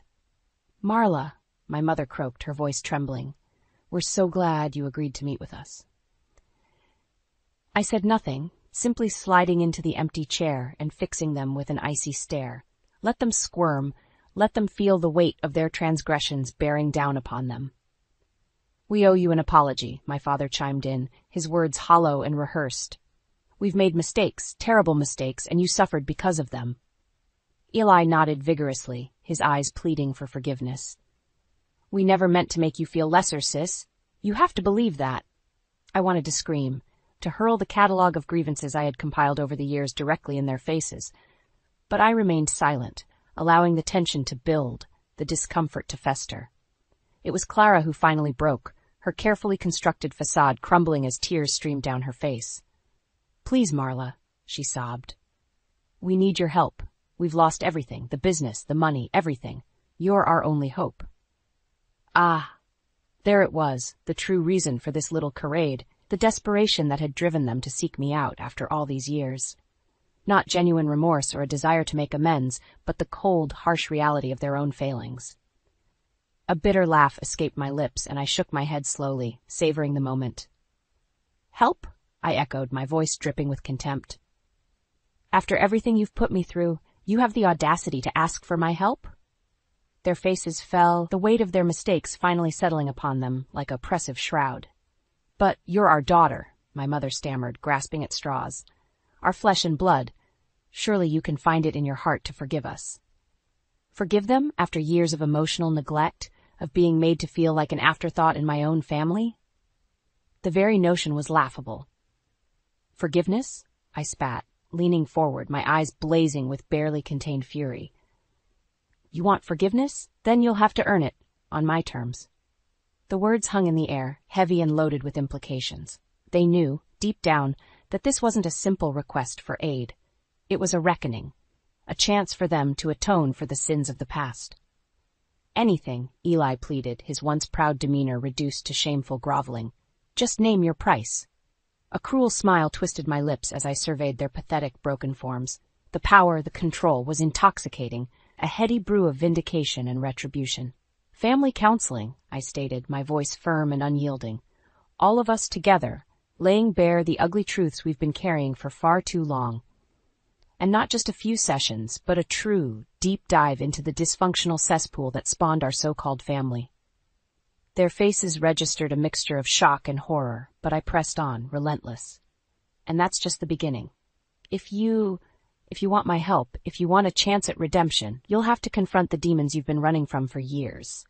Every slight, every betrayal, every ounce of pain you've inflicted upon me, it all comes to light. No more secrets, no more lies." The weight of my demands settled upon them, crushing and inescapable. This was their penance, their opportunity to bare their souls and face the consequences of their actions. "Well," I challenged, arching an eyebrow, "what's it going to be? Freedom from the past, or a lifetime of regrets?" In that moment, they knew. The tables had turned, and I held all the cards. Their once perfect family, the veneer of success and unity, had crumbled to dust. And I, the forgotten daughter, had risen from the ashes, a phoenix reborn, ready to burn away the lies and deceit that had poisoned us for far too long. The weeks that followed were a whirlwind of confrontation and raw emotion. True to my demands, we began family counseling sessions, intense, no-holds-barred explorations into the twisted dynamics that had fractured us for so long. "Let's start at the beginning," the therapist said, her calm demeanor a stark contrast to the palpable tension in the room. "Marla, share with us your earliest memories of feeling overlooked or neglected." I took a deep breath, steeling myself for the onslaught of painful recollections that threatened to spill forth. Beside me, my parents shifted uncomfortably, their faces etched with apprehension. "I was 7 years old," I began, my voice thick with barely contained emotion. "It was my birthday, and all I wanted was for my parents to be there, to make me feel special, just for one day." The memories came flooding back, raw and vivid. But instead, they were fawning over Ely, praising him for some academic achievement or another. I remember sitting alone in the living room, clutching my teddy bear, listening to the sounds of celebration from the other room. My mother opened her mouth to protest, but the therapist silenced her with a raised hand. "Let her speak," she said, her tone firm yet compassionate.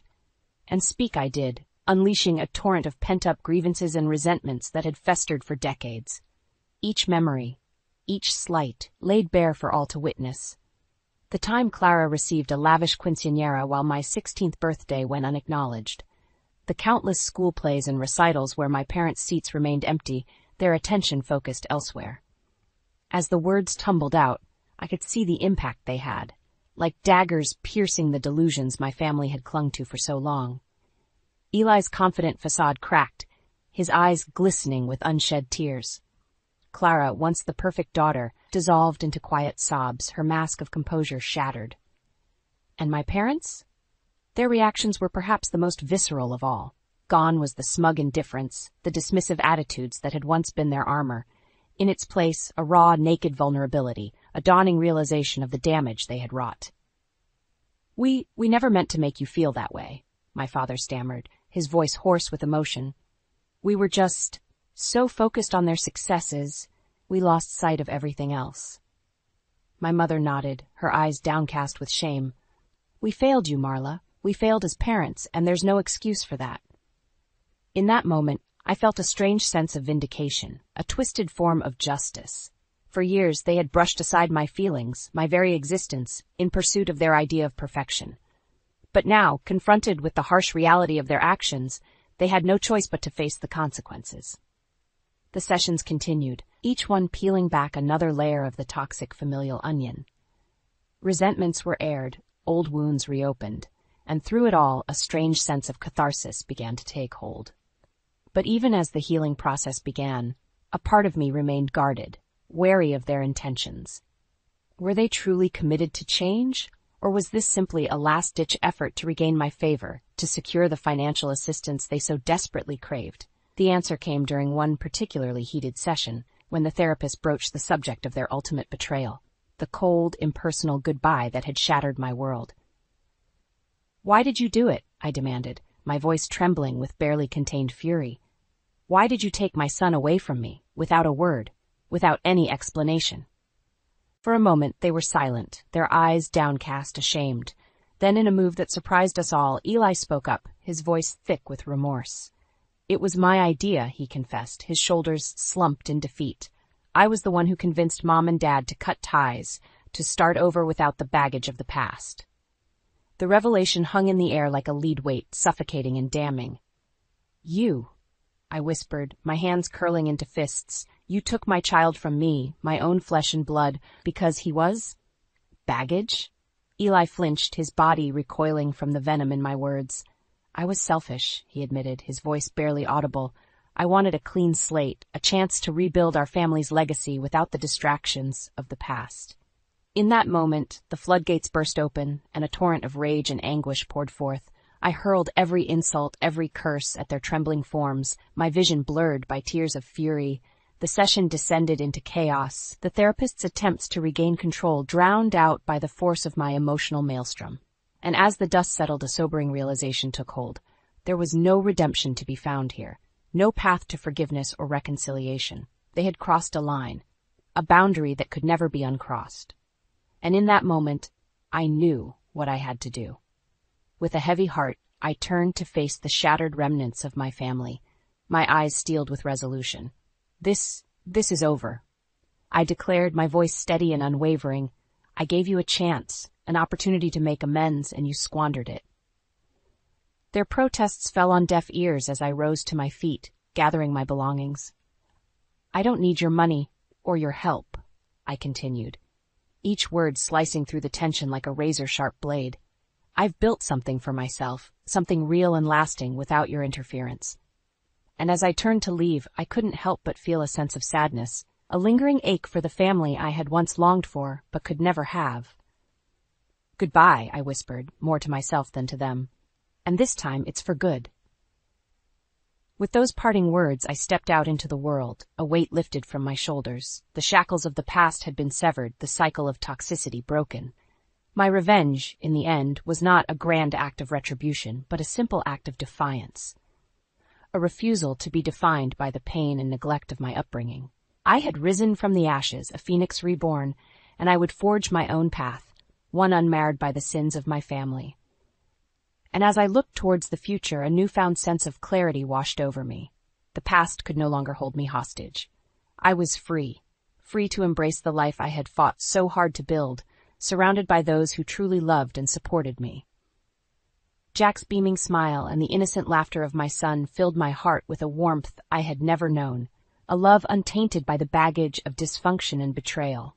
This was my legacy, my true family, a bond forged not by blood, but by the shared triumphs and hardships that had shaped us. And in that moment, I knew that no matter what challenges lay ahead, I would face them head-on, unbowed and unbroken, a testament to the resilience of the human spirit. For I was Marla, the phoenix risen from the ashes, and my story was just beginning.